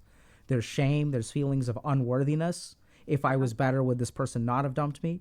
There are all these kinds of feelings, but we don't know. All we know is we know how to get pissed. As long as we're pissed, we don't have to feel any of those things. As long as we're pissed, it's someone else's fault. As long as we're pissed, I don't have to change. I think the other thing that's so interesting is you mentioned this, like, so we have the anger, we have the breakup, and the breakup brings a lot of things: abandonment, fear, insecurity, da da da da. And I don't know what you would call this, but for me personally, when I started working through this stuff, is I would call these complex emotions, where you have like 4 different things working at once. And how are you supposed to get anything done when you're feeling 4 severe emotions at once? I'm actually curious, what does for I'll tell you what I did, but I'm curious what you think somebody does when you're feeling all of these intense things at once. What they do or what they should do? What they should do. Or do you want to say what they do first and then what they should do? I mean, what they do is they get high, they play video games, they watch stuff, they scroll, they doom scroll. That literally, right? Yeah. So if we look at social media, if we look at video games, all of these things suppress our limbic system and amygdala. So they literally shut off the circuits of our brain that experience negative emotion. Yeah. That's what people do. And that's why they do them. Because going back to our tool belt analogy, this is a really, really good tool, right? It's like I queue up and then I'm not thinking about anything except for how bad my mid player is. Oh, man. Now, I mean, what people should do, I mean, I've helped tons of people with this, but I honestly think that Do you think that's a reaction, the turning everything off is a reaction to something in their childhood? Like that's how they handled it before, just turn everything off, even before they had the video games? yes and no. So I Okay. think what tends to happen, because when you say before they had video games, Yeah. there isn't a before video games time period anymore. There's, they're there from day one. It's really scary. I remember, like, my 2-year-old was better at using even 18-month-old was better at using an electronic device than my mom was. Oh my God. But I think that one of the biggest thing that has to change if you want to stop these avoidance behaviors is you need to have a single experience where feeling the emotion does not punish you. Yes. And we don't seek these. And that's why therapy is so important. So when I think about all of my patients, so I was a solid like addiction psychiatrist for like 2 or 3 years, where that was the majority of what I was doing. So I worked at 2 rehabs, had, an office and stuff where I did outpatient. And basically for each of these people, the one foundational experience is they have to feel that negative emotion and not be punished for it. And the whole problem is that we live in a society where people punish you for your negative emotions. We have all these postings of Karens losing their shit, right? And that's a person who we love to demonize these people who experience negative emotions. I demonize Karens all the time. We all demonize Karens, right? And is that what Karens need? Heaven forbid we acknowledge for a moment that maybe Karens need compassion too. But we don't like to do that. No. Right? And so a lot of us go through life and we feel like a Karen. Because everywhere I go, people aren't giving me the respect that I deserve. Right? They're not treating me with compassion. No one is sort of considering how I could have a hard day. And then the other problem is that when we experience this kind of stuff, going back to true crime and mass murderers, when we have all of these negative emotions, they come out in some way. And this is why we don't like Karens, right? Because they don't make themselves very likable. Right. They say and do a lot of things that engender the opposite of compassion. Very hard to be compassionate.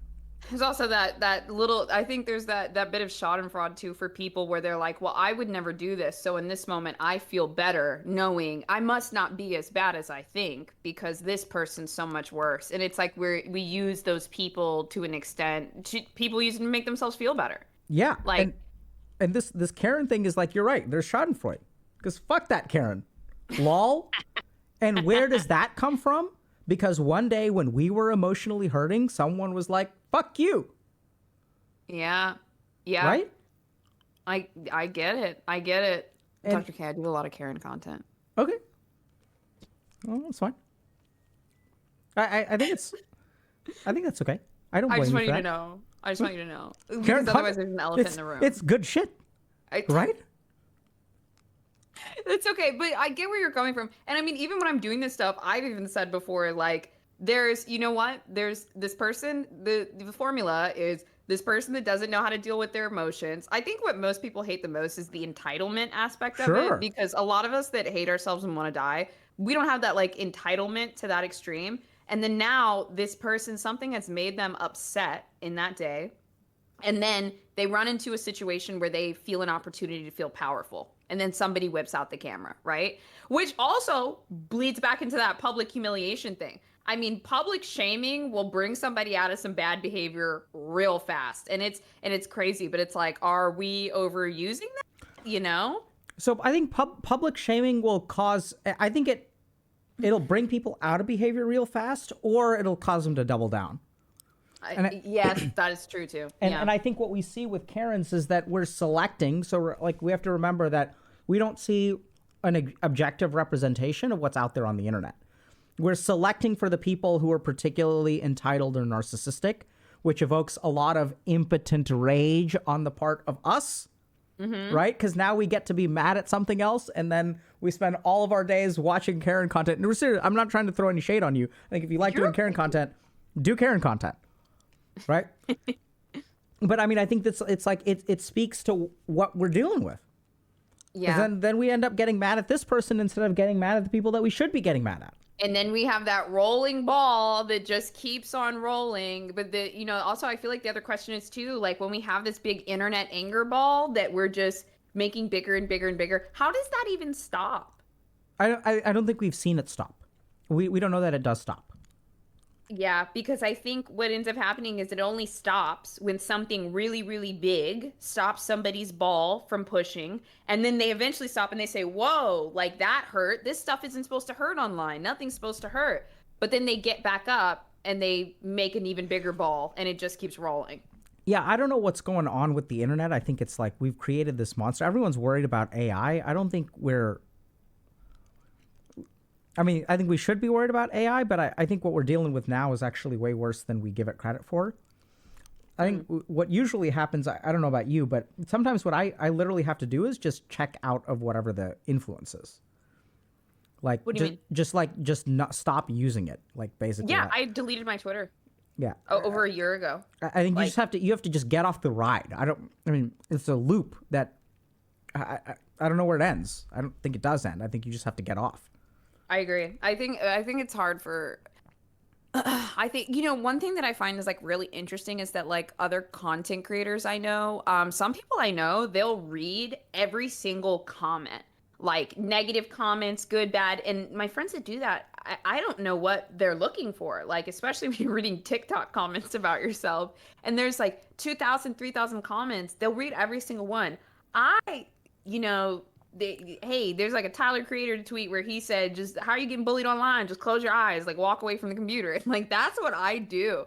Like if I'm getting upset or like angry or something with that, I don't engage with it anymore. I just walk away. And it's I feel like it's a more mature collapse and submit, but it's just me saying like, I'm going to go over here. I don't think it's the collapse and submit. I think it's setting a boundary. Okay. I like that. Right, so collapse and submit is letting it, right? So you're subjecting yourself to it. And walking away is like completely different. Yeah, you're right. There's so much stuff that we can walk away from, but we choose not to. And I think sometimes when I've done that in the past, sometimes it's just because I don't have anything else going on. And I'm just like, yeah, let's fucking do this. Let's hit the gas. So I try to distract myself these days. Yeah, I think that's very wise. Because I think we oftentimes, especially as therapists, we sometimes come up with these super complicated formulations of like, why is this person like, oh my God, it's abandonment issues. And it certainly can be for a lot of people. I'm not trying to devalue that. But I think sometimes I think we just forget, especially as therapists, that just helping someone like build like a pretty decent life is some of the best stuff that you can do. Just helping them find relationships, helping them form relationships, helping them be professionally successful. And it's kind of like, here we are kind of working on all these like negative self-esteem issues, but does this person have a reason to be proud in their life to begin with? Yeah. And there's a certain amount of chicken or egg. And I think that if you devalue yourself It sabotages your ability to develop things that you can be proud of. Absolutely. But I think it's kind of interesting because if you look at the data, the majority of people who have mental health struggles do better on their own without any kind of professional help. So I want to say that something like, I'm not perfect on these statistics and the studies are not 100%, but something like over 50%, maybe 2/3 of people with addictions actually attain sobriety without ever seeing a medical professional. So the majority of people handle it on their own, or recovery is maybe a better word. Girl, how? That shit's in my blood. Like, you give me a drink, you're gonna have to give me four. But I'm better now, Dr. K. Yeah, right. So you're but I'm with you. I'm not saying you shouldn't get mental health support. You should absolutely do that. I'm a big advocate of it. But I think they must have something in their life that makes it. The thing that made me slow down with my drinking a lot was when I got into a stable relationship. We started creating a secure partnership, which is something I never had before. We have a nice house. I work in the mornings. I've got to be up at 9 or 10 a.m.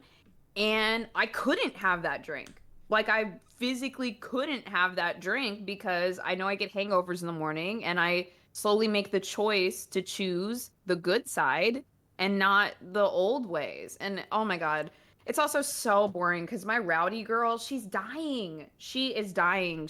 My little troublemaker, I don't know. And it's weird. I feel like a different person, but I'm better now. I'm better, but I'm boring. How do you feel about that? I think the biggest struggle with it is that my creative was the rowdy girl. Like, she just had crazy idea, and I talk about this as like almost like a past version of myself. But she just had big ideas, wanted to prove herself. Lots of that anger was, channeled into wanting to prove myself. And sometimes I would drink a lot, and then I'd be hungover for a whole day, and I would be so bored that I would come up with new ideas. Just like a lot of weird stuff like that. But now I need to still do those things, but maintain my good life. And it's at times it's boring now. Things were a lot more funner, a lot more dopamine, a lot more drama. But I don't know if this answers your question. It's just better now, and I prefer this. I'm much happier, and the people around me are much happier too, which means a lot to me. So I think it sounds like you've crafted a life with a lot of intentionality, which sounds awesome. You were asking me, how do people do it? I mean, it sounds like you just mentioned a lot of reasons why you can become sober that have, I'm sure that, therapy and stuff was a part of it, but I think that's the experience of a lot of people, is that they kind of grow up, right? Yeah. Because you just said, well, like, I had to work in the morning. I had a stable relationship. I've got a place to live. Like, these are all things that help me stay sober or have a good relationship with substances. Interesting, because before, when you said like, most people end up doing that on their own, as much as I had talked to my therapist about, like, I'm drinking or this, that, and the third, her answer was always just like, stop, just stop doing it, and it didn't do much for me. But it wasn't until I decided to. I'm sorry. What? They just told you to stop and you didn't stop? And I didn't stop. It was crazy. Wow, that's insane. Yeah, and like, did they tell you to stop more than once? Did they remind you that you should be stopping? Yeah, it's like she kept saying stop for 2 years, and I'm like, stop what? Like, okay. But yeah. So I think what honestly changed for me. Go ahead, Sorry, I can't. I'm gonna let you finish in just a second. And then people wonder, how is it that so many people are able to stop without this awesome contribution from therapy? Dude, how is that possible? Man, dealing with us addicts, I empathize for the family members and the friends, because like they just don't get it. We're like, but it's so good.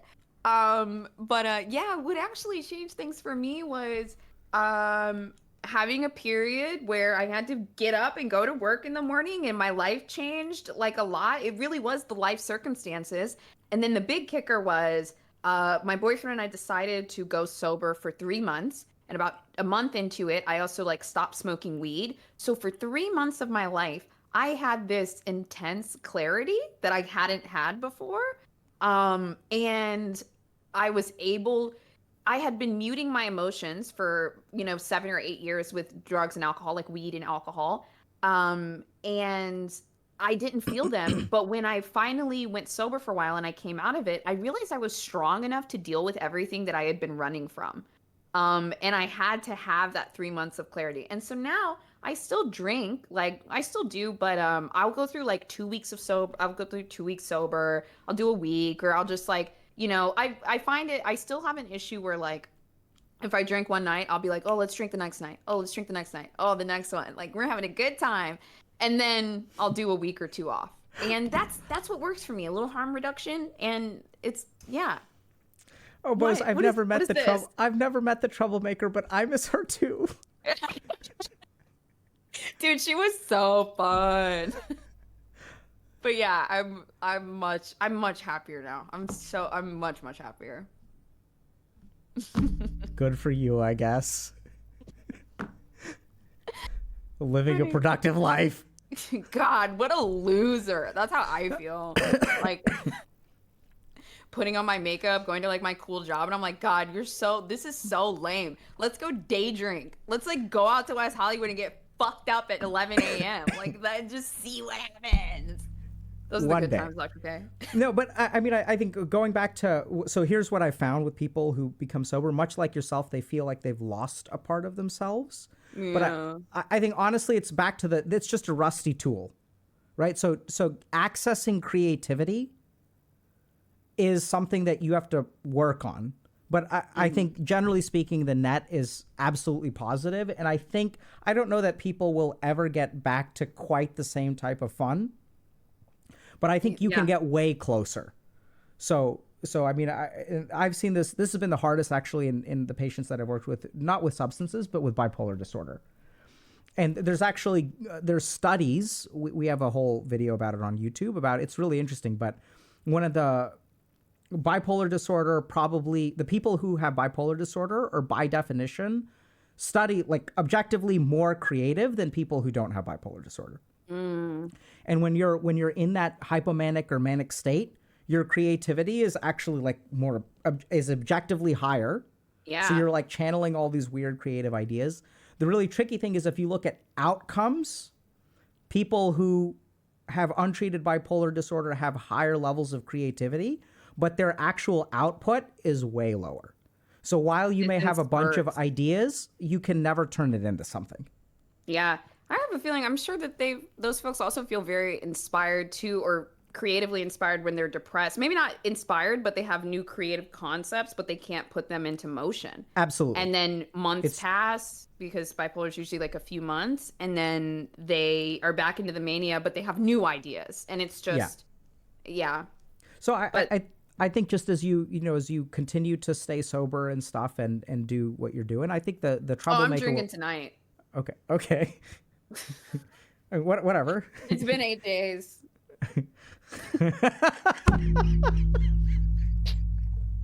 All right. The week is up. We're on day 8. She's It's coming go back time. tonight. Listen, I'm honest. I'm not. it's Listen, good. I'm not ready to kill her yet. Okay, we still need her. I'm not saying you should kill her. It's just, felt like a little bit too much of watching that sand in the hourglass tickle down. Yeah, we took it down and then we over. Hey, it sounds like you're doing well, and everyone's on their own journey, and No, truly, yeah. I mean, a lot of people are able to, and this is also a really common misconception that people assume that sobriety is the only way to be in recovery. There's actually a lot of data coming out that you can actually like still continue to use substances. This is the other thing that we're sort of discovering is that everyone thinks it's like, oh, like you have a genetic thing and your brain is wired differently. But the prevailing theory right now that most addiction professionals will believe or will put forth is that addiction is a consequence of genetic vulnerability plus environment. And so being in the right environment is really an important part.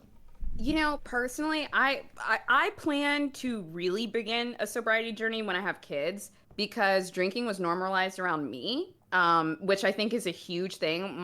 They were drinking every single day, and sometimes it wouldn't even be. What the thing was with my parents, I didn't see arguments, fights, or anything, I would just constantly see them drinking their wine and then going to bed. So it got normalized to me. But because of a lot of the trauma that I endured, I didn't always handle my alcohol well, you know?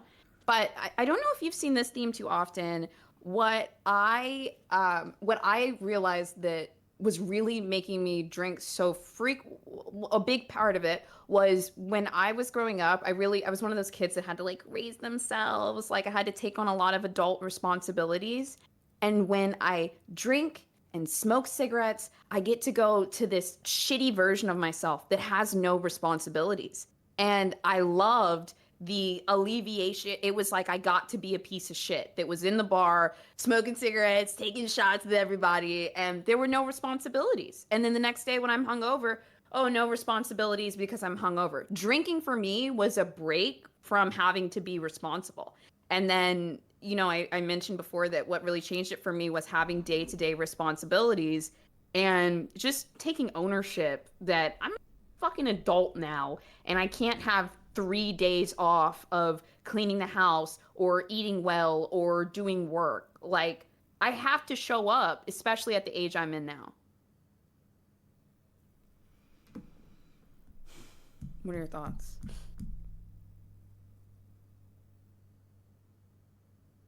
No, you don't. I would like to. Because So it's what I think I'm this good is at. this is just you're on a journey, Boze. And it's Oh, not, okay. I'm not trying to be arrogant or condescending here, but I love this. Give me. I think, so we have this idea. So okay, let's talk about alcohol for a second, or any kind of drugs, right? So when you use it, you get freedom from your responsibilities, right? So like normally when we go through our day, I'm trying to figure out how to say this. We have responsibilities that weigh on us. I have to do this, and I have to do this, and I have to do this, and I have to do this. And when I drink or get high or whatever, play video games, the things that you have to do don't go away. What really goes away is the pressure on your mind.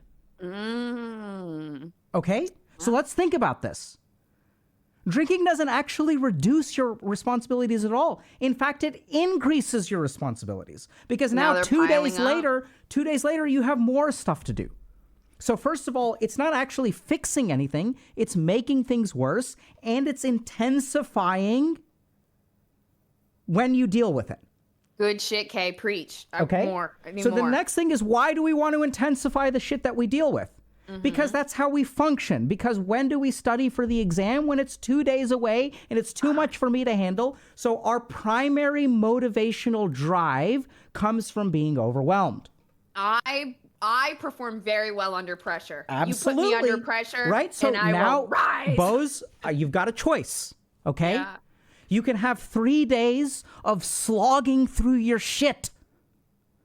Or you can have 1 day of partying, 1 day of hungover, and 1 day of, oh shit, we got to do everything today. No, don't make me choose. Don't make Okay? me choose. No, I don't need to make you choose. You've chosen. You know what you're going All to right, choose. I'll take the alcohol. Okay. I'll take the drink. But we're not done. Okay, so here's the wild thing, though. Here's what we all miss. Is that the letting go of mental response? Because remember, the feeling mentally weighed down has nothing to do with actually your responsibilities, because those don't change when you drink. You can actually let go of the feeling of responsibilities every single day.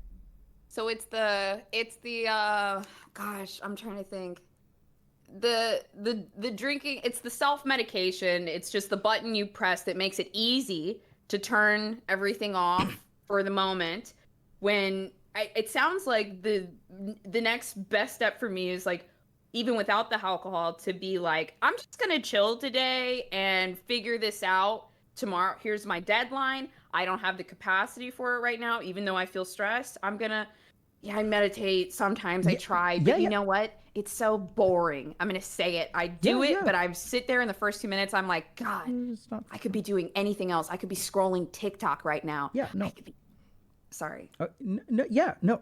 We're getting into the It's thick boring. of it. Yeah, but I do. I'm with you. But I would even say, like, go at your own pace. But this is really when I work with people with addictions, right? So this is like what we discover is that you actually, like, you can be free of those responsibilities. without the alcohol. You can just be like, and this is where you say, I can't do this today. No, that's not what you need to tell yourself. You need to tell yourself, I can do this today. I have the capacity to do this today. And you know what? I'm not going to. Because I'm just going to take a day for myself. I think also there's a fun little tool there where knowing yourself and even knowing myself, I know that I work well under pressure. And so not being afraid that I'm getting down to the deadline and just knowing like, well, it's the same thing. Like I'm taking today off, whether I'm drinking or not, and just relaxing. Yeah. And then I know myself and I'm going to get this done because when the pressure hits, like I'm on, you know? And so what I say, what I think is you just need one experience of not maybe more than one, but you know, you need like at least one experience where you take a day off for no reason. You just do it. And once your brain realizes, oh, you know what? I don't need the alcohol to take a day off and free my mind of those responsibilities. Then you won't need it anymore. And Dude, well, you know, but you're also dealing with it. And I want to say again, I am significantly better now. Like I'll take weeks or a few months off of drinking and I love it. I love when I kind of like fall into that. But, you know, also sometimes, you know, we got the day off. It's 10 o'clock. I'm just kidding. I'm not a 10 o'clock drinker, but I'm like, oh, it's 4:59, may as well start walking in the store right now. You know what I mean? Like, but it's fun for me. Like I get like, and then like 2 drinks in, I fucking hate it. I mean, God, I'm sure Chad has this too. Like, how many times have you said I'm never drinking again? I would say I'm somewhere in the hundreds, like 900. yeah, I mean, I think everyone's on their journey, and I think you're doing great, dude.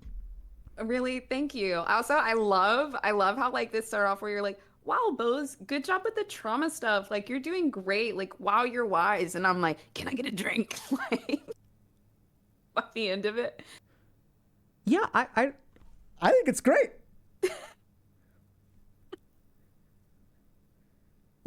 So this is what I'm saying is that I don't think that this speaks any less of you. You haven't become any less wise. This is the whole point is like, if you kind of think about, you know, like, I don't know if you've ever tried DBT, but this whole idea of the dialectic, that two things we think that, okay, like, oh, like in order for Boze to be wise, like she can't get a drink, like that destroys her credibility.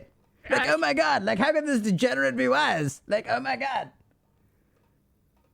Like, no, like you get to crush it at some stuff and still be working on the other stuff. That's life. I think allowing it to be a process too is really important.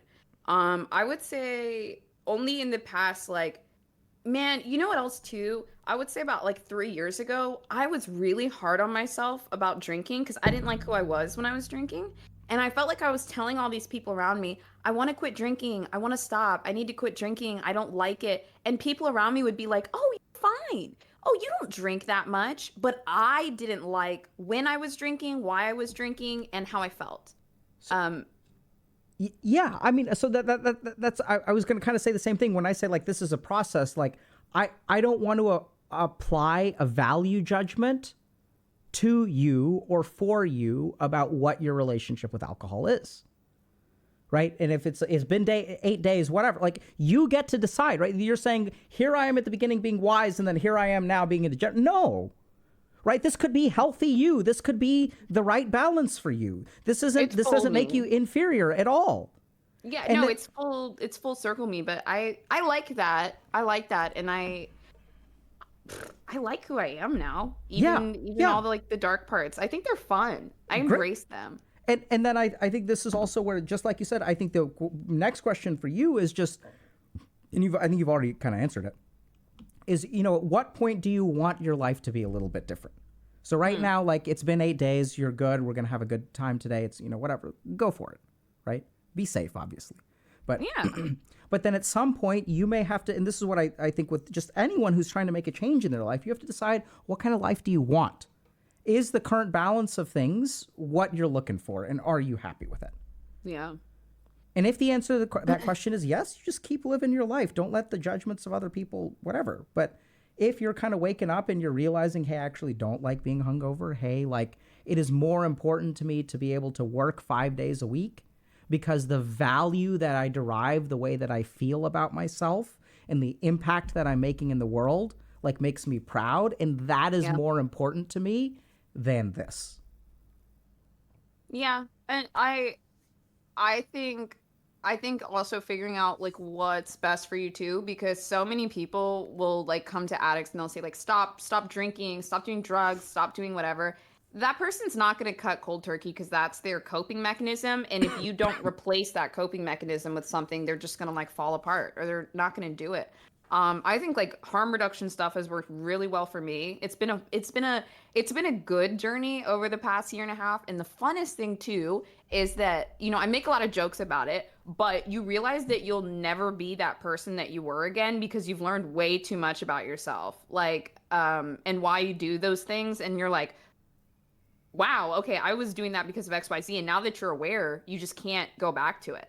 But yeah, like now I'll take like a few weeks off or so. I never drink more than like 3 drinks, because that's just my harm reduction limit. Because three Yeah. drinks, I'm having a good fucking time. I'm like, but then once we get to 4, I'm hungover. I'm grumpy the next day. The next day I feel depressed for no reason. Like even if I can get up, and I don't like losing days anymore. I hate that. I Yeah. can't stand that. Because I'm getting older and it feels like my time. I value my time and I value my days. But yeah, it's so fascinating to me that you are actually right. It really doesn't come from outside help sometimes. It helps from creating the life that you want and then holding on to maintain that because you value it so much. Holding on. What a good way to put it. I had one other thought, and I don't know how much longer my voice is going to keep up, but damn it, you said something that I thought was so good. That's very nice of you. Give me just a second. I don't want to miss it.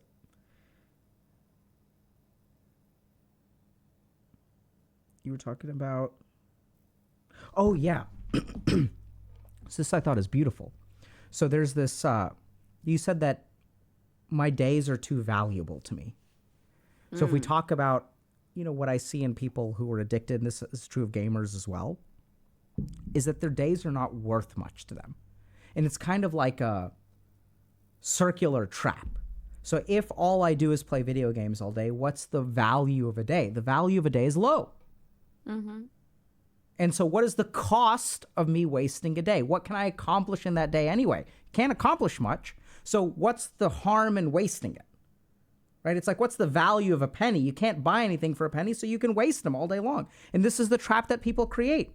Is since my day is not worth much because I don't do much with it, I can afford to waste it. And I waste it and I waste it and I waste it. And the more days that you waste, the less valuable they become. The less valuable they become, the less it hurts to waste them. And what I'm really seeing from you, and I think you've really put it well, is that a day is worth more to you. And people think that, this is because I'm older and now the sand in the hourglass. No, it's just you've really learned how valuable of a human being you are. And this is where the self-esteem comes in. Because when you learn that you're a valuable person, then your time is worth more. If time is worth more, it is not worth wasting. If it's not worth wasting, then I'm going to live life to the fullest. Yeah, and try. I think this sounds so silly, but a really big turning point for me, and hard agree with everything you said. And a lot of times people don't think that's possible to ever be able to care about yourself, but it comes on slowly. And when you see it coming, you got to grab it and work on it, work with it, Don't self-destruct, folks. But I think sometime in my 20s, I was watching this show and I saw this thing where they said the most unhappy age, like this decade, is your 40s. Because for a lot of people, that's when all of your life decisions culminate into like, this is what it is. Your career, whether you've had children or not, whether you're married or not, the way that you deal with your, mental things, the relationships you have with friends, family, like it really starts to solidify at 40, and people see like, this is what I've built. And it gets very difficult to climb your way out of that if you haven't set yourself up. And I'm in my 20s and I'm like, I'm over here having heart palpitations. I'm like, well, this shit sucks now. You're telling me that it gets worse. So I've actually, since I heard that, been working towards fostering relationships, finding a happy like partner, like trying to like care about my job because I'm literally trying to set myself up for 40 so I'm not miserable. Yeah, So you know, I hear that kind of stuff. I think it maybe used to be true, but I don't think like the midlife crisis is the thing that it used to be. What I see is that people, so there, we have this idea that the 20s or your teenage years are the best years of your life.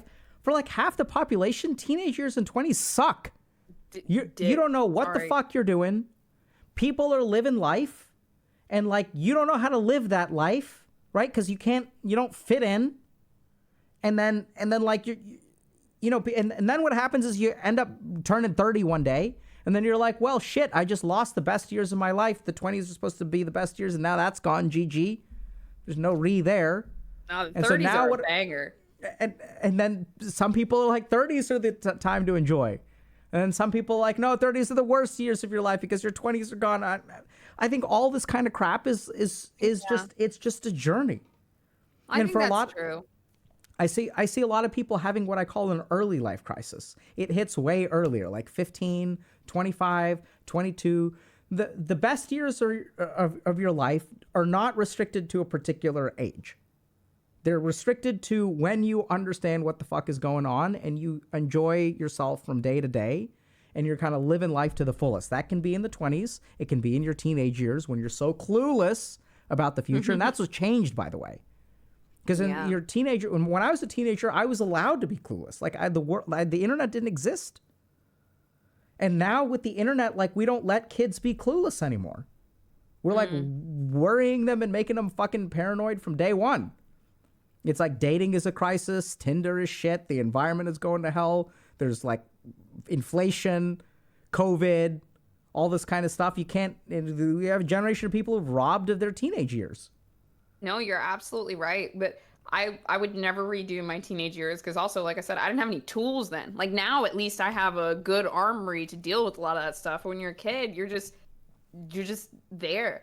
And I think everything you're saying is absolutely right. I think when I first heard that, you know, it is a good fear motivator. Like, oh my God, I got to set it up before, 40. But I think in general, choosing to set your life up to live a happy future, like regardless of, fear or a certain age, whatever, I think that's really important.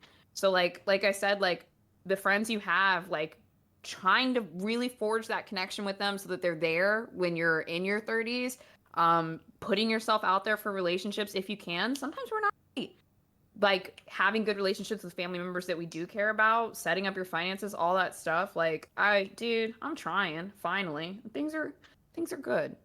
They're good. Yeah, I think that's, I think it's wonderful. And in a weird way, I think the complete opposite is also true. Where so I know it's kind of weird, but I get that you had the scenic route in life. So it sounds very healthy where you are, but I've also seen the opposite where people are like, okay, I'm setting up for 40. And what they actually end up doing is sacrificing so much during quote unquote the best years of their life. Because you're saying, I don't regret my 20s. Good. But there are a lot of people out there who will sacrifice their 20s for the sake of their 40s. Oh, no. And this blows my mind Right. because like I'll work with these kids who are in these like accelerated programs to go to med school. And it's like that way I can finish. I started med school at the age of 28. I was a degenerate in my 20s and it was great. I loved it. And now it's like it's kind of weird because then they're like, okay, yeah, if I start earlier, right? If I finish all my school at the age of like 24 instead of 28, and then I start, working really hard and then I start making a lot of money in my like 30s and 40s, and then I can retire early. So it's like, wait a second, bro, let me understand this. You're going to trade 5 years in your 20s for 5 years in your 60s. Does that sound like a good trade to you? Dedicating your whole the funnest times or what could be just for security at 40 and 50. Like, yeah. So lame. Yeah, I had also, can I just once again reiterate, I had a blast in my 20s. Good times. Never give it up. Well, you gotta fuck, I think I may be done. So you got to let me know if you ever enter a second adolescence, because then we got to hang out sometime. So I get to know the troublemaker. Yeah, dude, you got it. It's talking to you. Likewise. It's super fun. I enjoyed it. I mean, I knew it was gonna be fun because I know what you do, but like, I'm like, that was great. Yeah, I really appreciate it. I'm sorry, the voice is just given out, and I think, but I really appreciate everything that we shared. Just everything you've shared, Boze. It's like you're just such an amazing human being. You're an amazing human being. You don't have to. When I say something nice to you, you don't have to turn it around on me. I'm supposed to say thank you. Not just you just sit. Okay. And don't say thank you. Say yeah. You know what? I am an amazing human being. We'll get there. We'll get there. We'll get there. Yeah. Yeah. And enjoy. I hope you have fun tonight, or whatever. Whenever. I will. Or whatever. Little board game night with the homies. We're gonna do our harm reduction 3 drink max, but live it up and enjoy it, and then back to work tomorrow. And what are you gonna be playing today? Do you know? I don't know. I have no idea. Probably. Have you ever played a game called Coop? So fun. Love that. Some little betrayal games, little one night werewolf, all that jazz with the girls. Nice. That sounds like a lot of fun. Super fun. So thank you so much for coming. Do you want to just tell people where they can catch you? Oh my God, I completely forgot. So you guys that don't know, I'm Boze. Hello. I do true crime on my channel. It's twitch.tv/BigBossBoze. Listen, it was a joke name back in the day. Anyways. You've grown into it, dude. You've grown into it. It's twitch.tv/BigBossBoze. Normally on Mondays, I do true crime content, but I always go on these weird spiels about like trauma and like talking about random mental health things. So yeah, if you guys like Dr. Case, like definitely we'll get along. I will say though, normally I'm live on Mondays at 5 p.m. Pacific Standard Time, but this Monday I'll be gone because I'm going to be in Las Vegas going to the Sick New World concert because I'm a huge new metal and industrial fan. Can't wait. I love Korn. I can't wait to see them. So I'll be gone this Monday, but I also have a YouTube channel. It's Boze vs. the World, where you can find some interesting videos. I think one, if I can suggest one that I think your fans might like, I have this video called Insane Narcissistic Mom Loses It on Son Who Refuses to Go Home, where you see like this hardcore narcissist who's thrown out all these crazy tools to get her son to stay. Pretty interesting. But I talk a lot. So thanks for listening. Cool. And so you're not streaming now, right? No, Okay. not today. So I'll be back. Otherwise we would have raided you, but we shall raid someone else. Thank you so much for coming, Boze, and best of luck with everything. And really just love your perspective. I've taken so many notes, and I think we're going to have to turn these into a variety of lectures. I especially love the way that you name these different wounds, because it's like a discrete thing that people can really relate to, and I love it. So thank you so much for coming on today and doing the work that you do and sharing all of your knowledge and wisdom with the rest of us, and also being a good role model for like how to progress in life, right? Like it's like, okay, and then you put something together and you stabilize your relationships, and then you don't have to go like swing the pendulum too far, and you can still have like a healthy recovery kind of situation. And harm reduction is a huge evidence-based principle that we're really leaning into a lot. So you don't have to be perfect. You can just be you. Yeah, and accept you and love every part of you. And because look, if you feel like nobody loves you, the least you can do is love yourself and have fun with it. So that's what I think. Nice. Thank you so much for having me on. This was a blast, seriously. Thank you too. Take care. Bye. Okay, there we go. Yeah, we lasted as long as we could, chat. Honey lemon tea. Yeah, that was epic. She really, so here's the thing. Arguably, I'm an expert. Right? This is what happens. We have experts. And what do experts do? In my case, I went to India for a while. Then I went to Harvard for a while. And then I taught. I did all this work, and like, I'm an expert. But if you listen to Boze, bruh, she is an expert. And so there's like academic understanding of things, and there's a lot of like clinical value, right? So like I work with other human beings and I share that with y'all, but never underestimate the power of experience and learning and being like thoughtful yourself. I honestly think that so much of what she was sharing with us today is like has a layer of understanding that I do not have. Like I can, now that she's shared these things, I can piece them together. But it's like, it's kind of like book knowledge versus lived knowledge. And there's value to that too, the way that she puts words to things, the way that she's lived through them herself, right? And there's like good data to support all this stuff. This is why if you look at the United Nations and the World Health Organizations, they all talk about peer support. And we sort of know this from addiction recovery as well, that there's this thing called Alcoholics Anonymous or Smart Recovery. And when you have someone who's gone through it themselves in some particular way, that has value.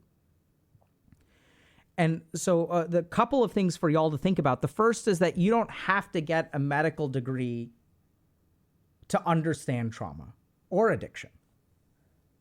I think it helps to go through some amount of therapy and things like that, right? So I think that one of the things to keep in mind is that I think Boze is where she is because of a lot of the effort that she's put in, but she was pretty vocal about sort of saying, hey, I found a couple of different modalities of therapy that really helped me. And I encourage you to get that kind of help. And we see this value of peer support, like that's kind of when we think about our coaching program, like that's where it comes from, because we sort of know that when there's someone who's gone through it themselves and then they really understand it, they go through a curriculum, they can really help. Fortunately, our coaching program is full right now.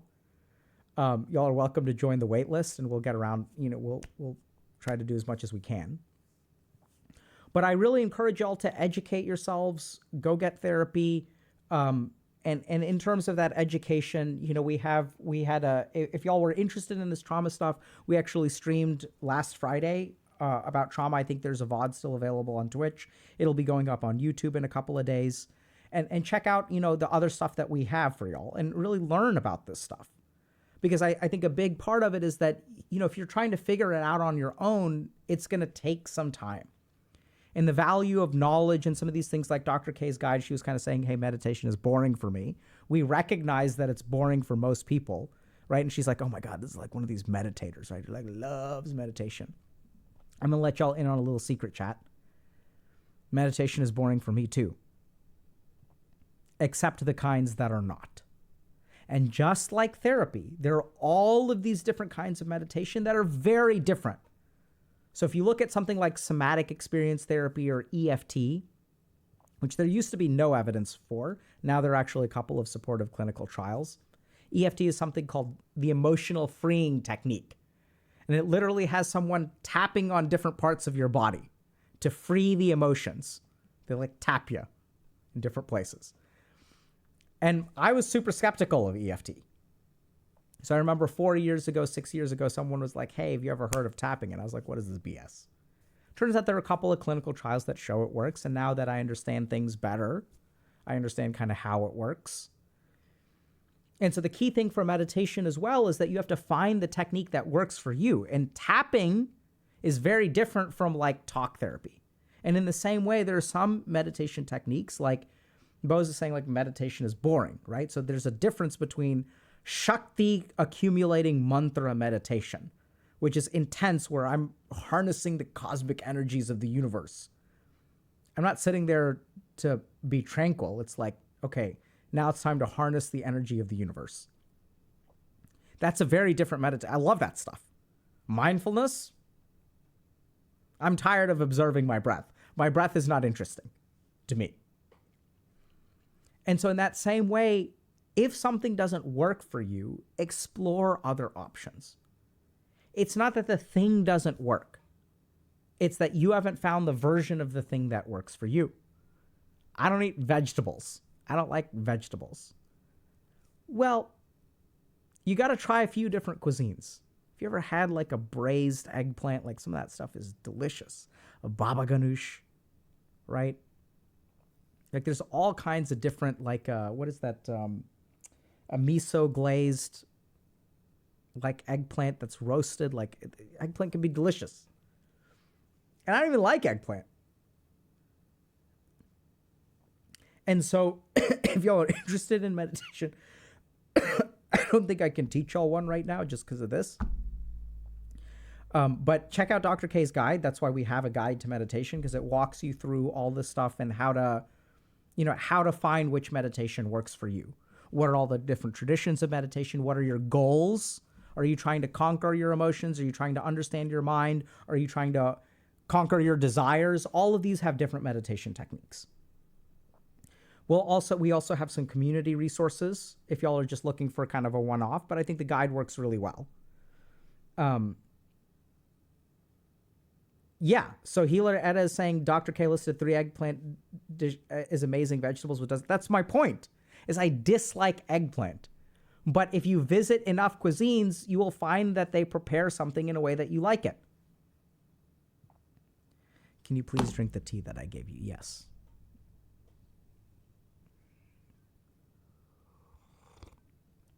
Foresight is saying, plan to use the guide today. I hope it helps you.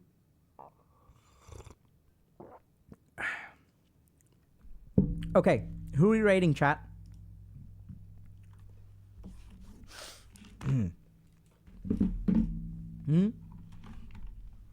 Drink it slower. I will drink it very slowly. Oh.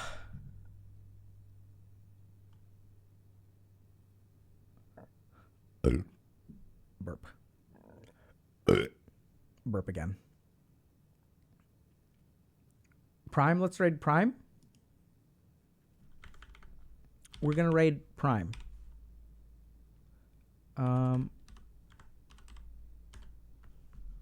Prime has done a lot of good stuff about mental health too, so let's go ahead and raid Prime if he's live. Yes, implemented by Dan Abramov. Okay. Let me do this. How do I... My favicon. Wait, yeah, it's my favicon as well. Huh. Here we go. I'm figuring it out, chat. I'm figuring it out. Let's go raid channel. There we go. So I don't know what Prime's doing right now, but I think he does all kinds of programming content and things like that. Maybe he's talking about ChatGPT and whether ChatGPT can be used to code. But send Prime some love, and we'll see y'all on Friday. Maybe we're doing a deep dive into addiction, kind of like we did on trauma last week. So we're trying to do some of the most high impact content that we can, help y'all the most. We're really focused on trying to make Mental Health May not only raising awareness, but actually doing something about mental health. So thank y'all very much, and have a nice day.